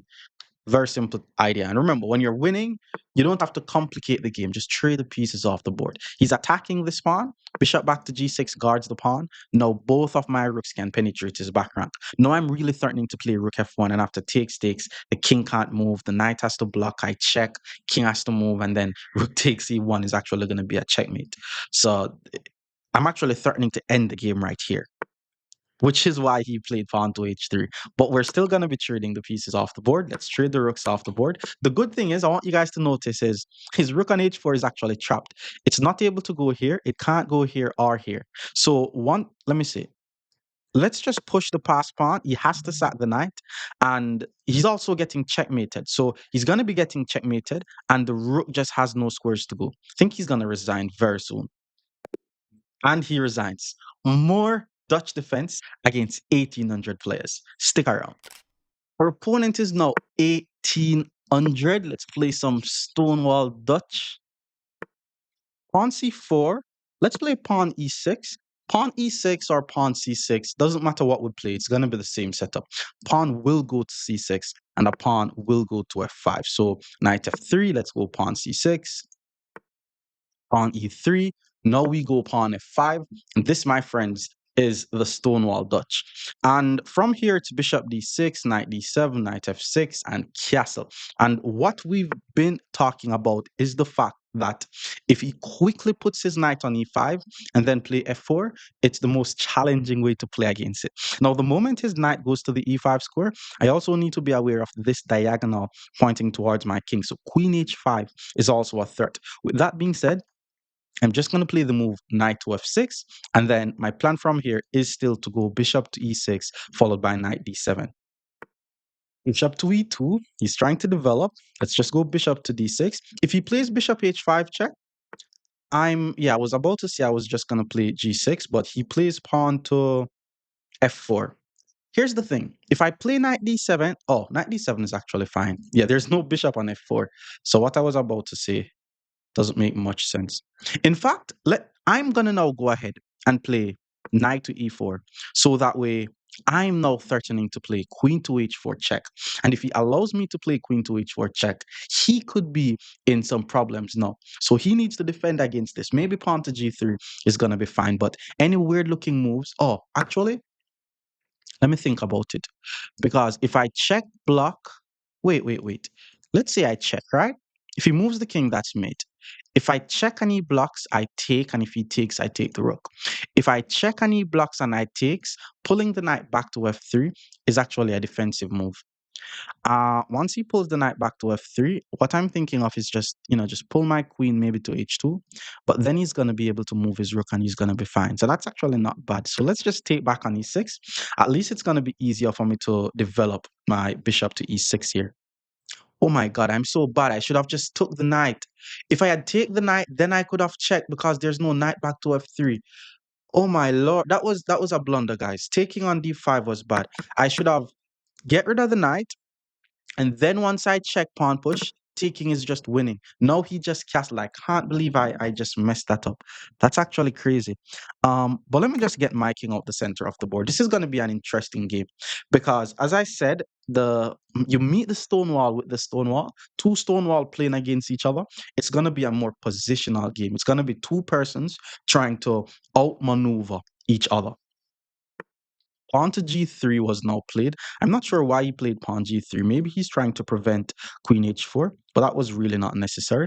Let's just continue with the plan. Let's just go knight d7. Maybe this knight is going to go to f6, then bishop e6. Eventually, I'm going to either take on e5 or one of his pieces are going to be taking on e4. But some captures are going to be happening on e5 or e4 very soon. Okay, knight to d2 was played. I'm assuming he's also trying to put his knight on f3. And that's another annoying thing about it. Like, I'm just trying to build up two very strong knights, but he could also do the exact same thing, which is what he's doing. So now if I take with the bishop, he could also just take with his knight. But hey, let's continue. This is going to be a very positional game. Remember what I told you guys about this bishop? Bishop d7 to e8 to h5 is good. Bishop to e6 to f7 to h5 is also good. I don't think it matters too much, but let me just take this route since this is the one that you guys are gonna be used to most. And when I say it's gonna be a positional game, basically it's not gonna be like a wild game. It's just gonna be more okay. Persons are gonna be constantly finding better squares for their pieces. And we're not gonna be playing strategic and we're gonna be playing for more long-term plans. So pawn to a3, it's not as strategic. I mean, maybe he wants to go b4, prevent me from playing c5, but I'm trying to attack the guy's king, to be honest. Let's just go with the same idea. Bishop d7, bishop h8, bishop h5. Now I do not have any bad pieces. Now, what I want you guys to keep in mind is, as we've been saying, is once we complete the development of our minor pieces, we should start thinking about the major pieces. He just plays knight g4, which is it's a very nice move, actually, because he's threatening to put something on e6, and he has two pieces attacking my bishop on h5. However, I'm able to first take on e2, and this is now just it's like an in-between move because my bishop was under attack, but once the queen moved, then I could defend against this threat with queen e7. There's also knight takes g4, which is interesting. If knight g4, pawn g4, I'm going to play knight to e4, and then he plays pawn g6. I'm probably going to be getting checkmated, to be honest. I'm probably not going to be playing that. Let's just play let's play queen to e7 first, at least. Let's first play queen e7. All right, bishop to d2. Let's think about it again. If I takes, knight e4, pawn g6, am I getting mated? That's the question. If I take on e5, he takes on h7, and then I play king h8. Wait, it's tricky though. Takes, knight e4, pawn g6, takes, check, king h8, takes. I'm just gonna do it. This guy's not gonna see all of this anyways. Takes, knight up. There's also queen h5. Let's just do it. It's a very interesting position. And as I told you guys, it's when you're playing Stonewall, it gets positional if they know what to do. So me playing it like this, it kind of mix it up a bit. Now I jump in with my knight. There's two moves that I'm afraid of here. If he plays queen h5, I'm going to be slightly worried. And if he plays pawn g6, I'm going to be slightly worried. It's not that I don't have it under control, though. It's just that if he plays it, it's probably something that I did not see. I'm now threatening to just take his knight on e5. If he allows me to take his knight on e5, then from a strategic perspective, I'm going to have a good knight, he's going to have a bad bishop, and black is going to be better. So he pulls the knight back to f3, which appears to be a mistake because that's just a pawn. Now, what I'm seeing though is if I take the pawn, he takes, my queen takes, pawn to e4, and my queen is going to be under attack. Queen back to e7, pawn to e5, and he's just going to have such a strong position. I'm actually not going to take that pawn. I want to take the pawn though, but I'm not going to do it. Here's what I'm going to do. Let's play rook to e8 first. You notice how principled am I, right? All my pieces are in the game. I'm still threatening to win a pawn. So not only is his g5 pawn hanging because I'm attacking it twice, I'm threatening to get rid of his bad bishop on d2, which may seem weird, but that bishop on d2 is guarding the pawn on e3. So if I take the bishop on d2, my next move is going to be queen takes e3, and I'm going to be winning a pawn. So I'm expecting him to play something like rook to e1, which is it's a decent move. If I have to take a free pawn, I'm going to take the pawn, but I prefer to win the e3 one because his bad bishop is going to turn into a good bishop. Okay, he just didn't see he didn't see nothing that was happening. He played rook d1. I'm still going to take the bishop. This is called removing the guard, by the way. I have a battery on e3. I'm going to get rid of his bishop, and it doesn't really matter which piece he decides to take back with. I'm just going to take on e3, and I'm just going to be ahead by a pawn. So he took on d2. Let's just take the free pawn. And from here, we're just going to be grinding this endgame, which is not going to be too hard. G5 is weak, D4 is weak. And, in a lot of cases, I should be able to just plant my rook on the E4 square. He took, let's just take back. And, doubling up the rooks on the E file is fine. Pawn G6, so that way I don't lose my pawn, and F5 is fine. I know eventually he may play pawn H4 to guard G5, and that's going to weaken his G3 pawn. So rook E8, let's go rook E8 here. Or pulling my rook back to e4 was also fine, but I'm the one who is ahead by a pawn. Like, I want to trade the pieces off the board. Like, him trying to trade pieces off the board like this, he's getting it backwards. You don't force the opponent to trade pieces when you're the one who is losing. Let's just trade. Now we're in an endgame. You guys should know exactly what to be doing in the endgame from here. We're trying to create pass pawns. We're trying to attack the opponent's pawns. We're trying to also improve the activity of our king. So pawn to c5, immediately I like, because after takes, I have a pass pawn. That's kind of impatient on my side though. I'm thinking of getting my king in the game to attack this pawn.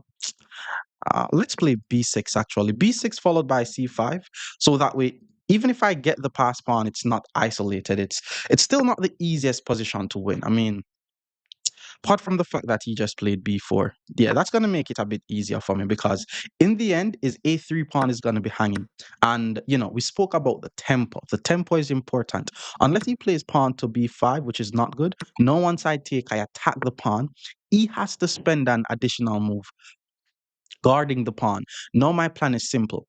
Try to turn this pawn into a queen, get my king in the game, and attack this pawn on a4. And a very cool way for you guys to win the end game, I mean, he's attacking my bishop. Let's just pull it back. Dominating the knight. This is called domination. Like, if you're able to put the bishop 2 squares away from the knight, then the knight is not going to have any squares to move forward. All right, so he moves the king. This is still not the easiest game to win. He's trying to put his king on e3, so I'm going to play the move pawn to d4 as a very nice prophylactic move. Again, the knight is not able to move forward, so he pulls the knight back, but my king is able to move forward. And the plan from here is simple. My king is going to be assisting my pawn to turn into a queen. Okay, that was not a bad move. That was not a bad move. That was not a bad. He's trying to play king here, which is nice. Okay, let's go king d5, king e6, king c5. And knight f3. Right, we have to be patient here. This is not going to be as easy as it looks. Let's let's start with pawn g6. It's not going to be as easy as it looks.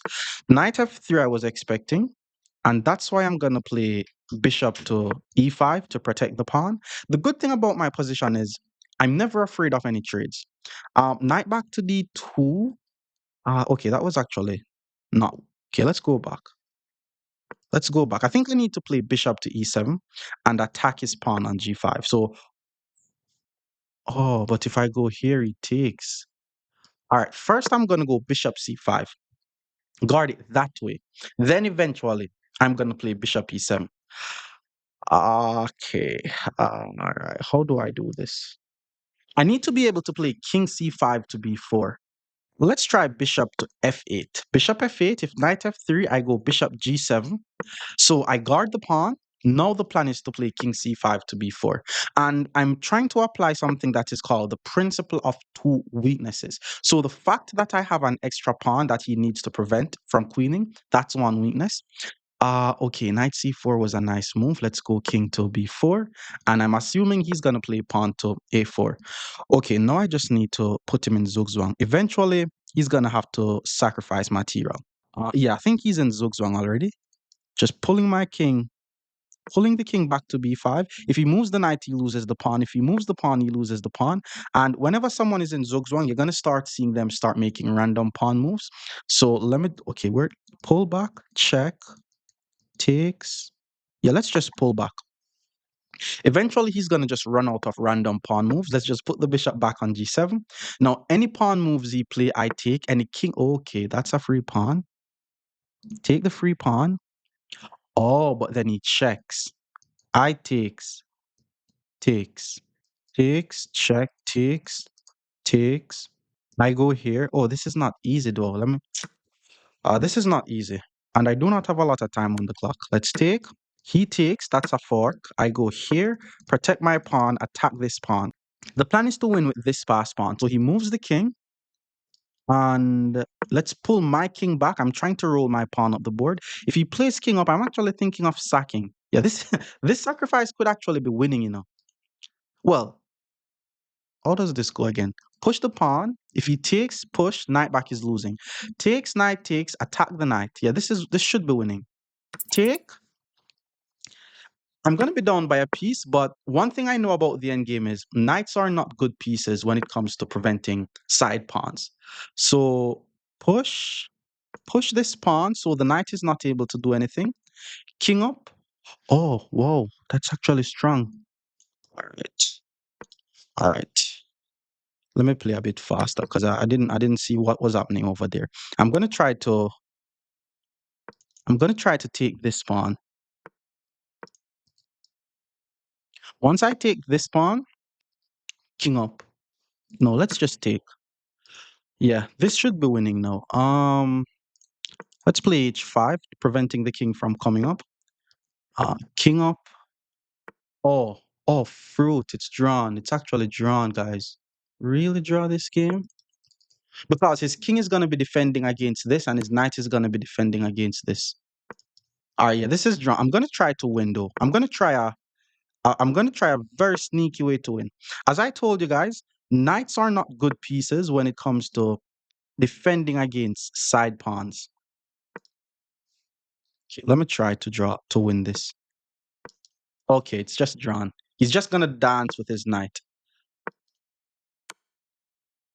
Yeah, yeah. He just needs to keep the knight. He's just gonna sack his knight, and it's drawn. Well, okay. Knight here is also strong because if I push, he's gonna sack his knight. Yeah, this guy played very well, and I didn't play the end game well at all. Okay, one last try. Okay, one last try, and then I'm gonna push. If he check and sack, yeah, yeah. This guy knows exactly. Wait, what? Oh, I also have no time on the clock, but it's just drawn. More Stonewall against 1900 players. Stick around. Our opponent is now 1900, and we're going to be playing some Stonewall defense. After knight f3, let's just start by playing pawn e6. The plan is to play bishop to d6, pawn c6, pawn f5. You guys know the drill. Bishop to f4 was played. Let's go bishop to d6. And then once he takes, I'm gonna take back with the pawn. The only thing to it is once he plays pawn c4, it's gonna be a bit tricky for me to play pawn c6, but we're still gonna be playing with the same Stonewall idea. If he plays c4, then I'm just gonna take and then play d5. So pawn c3, let's go knight f6, then get my king out the center of the board, knight d2, I castle my king. And then after bishop to d3, I'm actually going to start by playing the move bishop d7. I think getting this maneuver out the way is a bit more important now, especially since I don't have the dark squared bishops anymore. So let's pull the bishop back to e8. And yeah, this is the exact maneuver that I taught you guys. Queen to b3. It's not a bad move. He's attacking my pawn on b7. I'm thinking of just sacking the pawn though. But let's not do that. No need to complicate the game. Let's go queen e7 and guard the pawn. Eventually, I'm going to play knight e4. Pawn to c4. Okay. If I take, I don't want to allow that. I actually think it's important that my pawn stays on d6, so his knight is not able to jump to e5. With that being said, okay, but if I jump my knight on e5, there's takes, takes, and if I don't do anything, hmm, hmm. Okay, with that being said, I think my bishop needs to be on this diagonal. So if he takes, I play bishop takes. And then once the bishop goes there, okay, it's still kind of tricky. Let's just develop actually. If he takes, I just take back. Let's just develop. I'm not going to rush the king side attack. I was planning on playing pawn takes so that way my knight jump into e4. But looking on the position, it may be hard for me to do that with a weak pawn on d5. Takes, he plays a move. The moment I jump my knight to e4, the queen is going to take. So, but then if I take, yeah, let's just do this one. I prefer this one anyways. If e4 I take eventually, and then my knight could get access to the f4 square. The good thing is I do not have any bad pieces anymore. Queen to d3, okay, maybe he really wants to play e4, but we're going to start our attack with rook to f6, and you guys know the drill. We're going to swing the rooks, lift the rooks. Knight to c4 was played. What's the threat?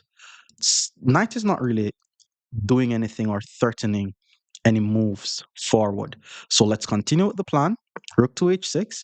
I'm trying to distract this knight on f3. Like, there's actually a very cool idea here. Okay, queen a3 was not a bad move. There's now two pieces attacking d6. I only have one piece guarding d6. So let me just play rook to d8 and guard the d6 pawn. It's not a move that I loved to play, but don't want to lose my pawn. But what I was saying though is my plan from here is to play g5, g4 and distract the knight. Knight a4 didn't really do much. Like if he takes, I'm just going to take back. With that being said, pawn to g5 it is. Once we play pawn to g4, knight moves away, queen h4 is just going to be a very nice way to win the game. So he takes, let's take back, everything is fine, my structure is fine, I have no weaknesses in my position. He attacks the pawn, let's first distract the knight, then I jump in with queen h4. Oh, knight d2 is very strong. Oh my lord, this guy's playing some chess. If queen h4, he plays knight f1 and there's nothing I could do to try and mate him. Okay, change of plans, change of plans. What if I play f5? f5, e4, g3. Hmm. Okay, let's go for it. Let's just play f4. This is probably going to be a pawn sacrifice. It's going to be very risky. Like, if he takes my pawn, I'm going to play pawn g3. I'm not seeing the mate, but I'm going to have a lot of active pieces. He took this way, so let's just take. We're threatening a fork on e2, but then there's rook takes e6. Oh boy, there's rook takes e6. All right, queen h4, knight f1, and I really just don't have anything. Queen to b7. This is weird. Queen to b7 is very interesting. You think the rook is basically pinned to a checkmate. So if he moves the rook, queen takes, g2 is going to be mate. If he plays rook to c1 to protect the rook, knight e2 is a fork. Queen e3, okay, so he protected the rook, and knight e2, as we said, is just a fork. And then once he moves the king, we grab the rook, and we're now the one who is ahead in material. Putting the king on f1 was also not the square for the king because it's also leaving his pawn on h2 unprotected. First, we're going to take though, and then once the rook takes, ooh, think it's over now. I just have to be careful. Let's just take. I'm threatening a checkmate on, well, not checkmate, but that could lead to mate. I think he has to play queen to g3, which it's kind of risky for me, but he didn't see anything. Maybe he thought I wanted to check here, but the king is the only piece guarding, which is why he resigns. But more Stonewall defense against 2,000 level players. Stick around. Our opponent is now 2000 and we are playing some Stonewall defense. Knight f3. Let's go pawn to e6. We know the drill. We know the idea. We should know all the plans at this point. Bishop to d6. Pawn to g3 is... This is one of the most testing ways to play against the Stonewall. But let's keep developing normally. Let's go knight d7. Pawn goes to f5. And I'm expecting pawn to c4. And now we're going to play pawn c6. So now we have a Catalan versus a Stonewall. Let's go knight f6, castle the king, jump in on e4. Okay, once they take on d5, I like to tell people to take with the e pawn if it's possible, because in the future, we could have a rook on this open file. Knight to g5, that didn't really do anything. I mean, it threatens knight e6, but let's just play queen e7 to prevent knight e6. I'm just going to play h6 next move to chase away the knight. I'm going to get my king out the center. Then I'm going to lodge my knight on the e4 square. Okay, queen d3 hits the pawn. What if I castle, allow the queen to take the pawn, play knight e4? No, that's going to be mate. That would have been crazy. Let's play h6. That was the plan anyway. Let's chase away the knight. When the knight move, then we jump in on the e4 square. Very annoying knight. Oh, he puts the knight on h3 because he wants to play f3. Like if I put a knight on e4, he's gonna play f3. And if I castle, he takes. And then I go knight e4. Where does the queen go? Let's do it. Let's castle the king. This is actually a pawn sacrifice. It's actually very interesting because the queen could possibly get trapped here. So queen f5, we play knight e4, and that's the first discovered attack on the queen. The thing about this is his queen could possibly get trapped. That's all I'm saying. There is queen h5 to h4 though. Yeah, that's gonna be a problem. It's gonna be a problem. Okay, let's go knight f6. We're still gonna play knight to f6 hits the queen. The only square that he has now is h4, and I'm just down by a pawn that I'm about to regain. Because once the queen goes to h4, the knight on c3 is the only defender of e2, which means all I need to do is take on c3. That's removing the guard. I mean, it's just a pawn, but at least I get back my pawn, to be honest. Let's now just take back the pawn. And this is now just a regular position. His bishop is not developed. My bishop is not developed. I was expecting him to sacrifice the bishop. I don't think it works, though. Let's just take the free bishop. Yes, he has two pieces left in the attack, but my plan is just to pull the queen back and trade the queens off the board. And if I'm able to trade the queens off the board, which seems pretty much forced, because if he moves his queen away, I have two pieces on h3. If he trades the queens, then I'm just winning. Like once someone is attacking you, your plan should be to start trading the pieces off the board, especially the pieces that are closest to your king. So moving the queen away just loses a free knight, which means he has to trade queens, which means I'm just now winning the game. Okay, that's also one way to trade the queen, but I'm still gonna take. And now we just need to develop and trade more pieces off the board. Like any opportunity that I get that trades a piece from now on, I'm just gonna do it. Pawn h4, cards the knight, that's fine. Rook needs files. Let's just put the rook on the file. Knight e4 is coming next, trying to just trade off some more pieces. Pawn a4, doesn't do anything. Let's go knight e4 here. Just trying to trade. I'm also attacking this unprotected pawn, so he kind of had to trade. Now I'm going to take with the bishop. Let's take with the bishop. Let's see if he's not going to trade. Maybe he's going to play bishop h3. Slightly annoying, but that's fine. He is trading. That's good for us, by the way. Now we're going to take with the rook, maintaining the open file. He's attacking my unprotected pawn on b6. So, well, let's push the pawn to b6. And after a4, we don't take because it allows his rook to get to our 7th rank. b5 is what I'm going to play instead. And then rook e2 is coming. Yup, more trades. Let's not rush the trade, though. Let's play rook to e8. Because then if he takes, I'm able to take back. I mean, this is just winning. He have good amount of pawns, but it should just be winning.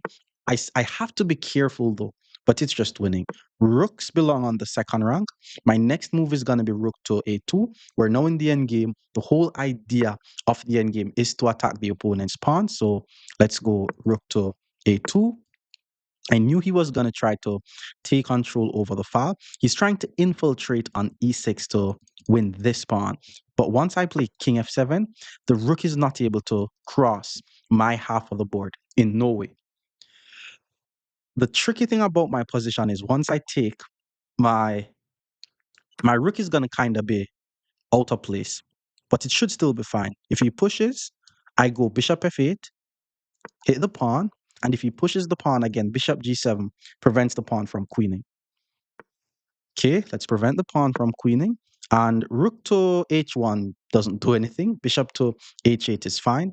And then I'm going to move my rook to attack his pawns. And then I'm going to start rolling my pass pawns up the board. Okay, he's getting his king in the game. Um, Okay, first we're gonna attack the pawn. It's also pinned. I'm thinking about playing pawn to b4, and then once he takes, we trade. That should be winning. But let me just roll my pawn up the board first. Like, if my pawn was on a4 in that exact scenario, then it would be completely winning. But no, I'm not sure. Okay. I was about to say he blundered, because once I check, he moves the king. If I take the rook, he's just gonna queen the pawn. What I'm going to do now, though, is just to continue rolling the pawn up the board. Pass pawns must be pushed. He moves the king, and now we're going to play rook to a2, attacking his pawn. I have to be very careful. Yeah, what is coming? Something is coming. Something is coming. Okay, let's play rook to e2, so that way he's not able to move his king. Okay, check. I have to move. Let's go here. If he attacks my bishop, I'm just going to protect it. So he attacks the bishop. I guard the bishop. You need to be so careful here. Like, I could lose this game. I guard the bishop. If rook e3, I take the rook and then guard the bishop again. And while we're at it, the plan is just to roll the pass pawn. Yeah, rook e3 loses the game because we take the rook. Yes, the bishop is under attack. We understand. But if he takes my pawn, there's a yeah. He thought this was winning, but I'm able to check you, bro. And then once you move the king, I'm going to sack my rook for the pawn. And that's why it's important to roll your pass pawns up the board. He moves the king. Let's just sacrifice the rook. And my pawn is 3 moves away from queening. And that's why he resigns.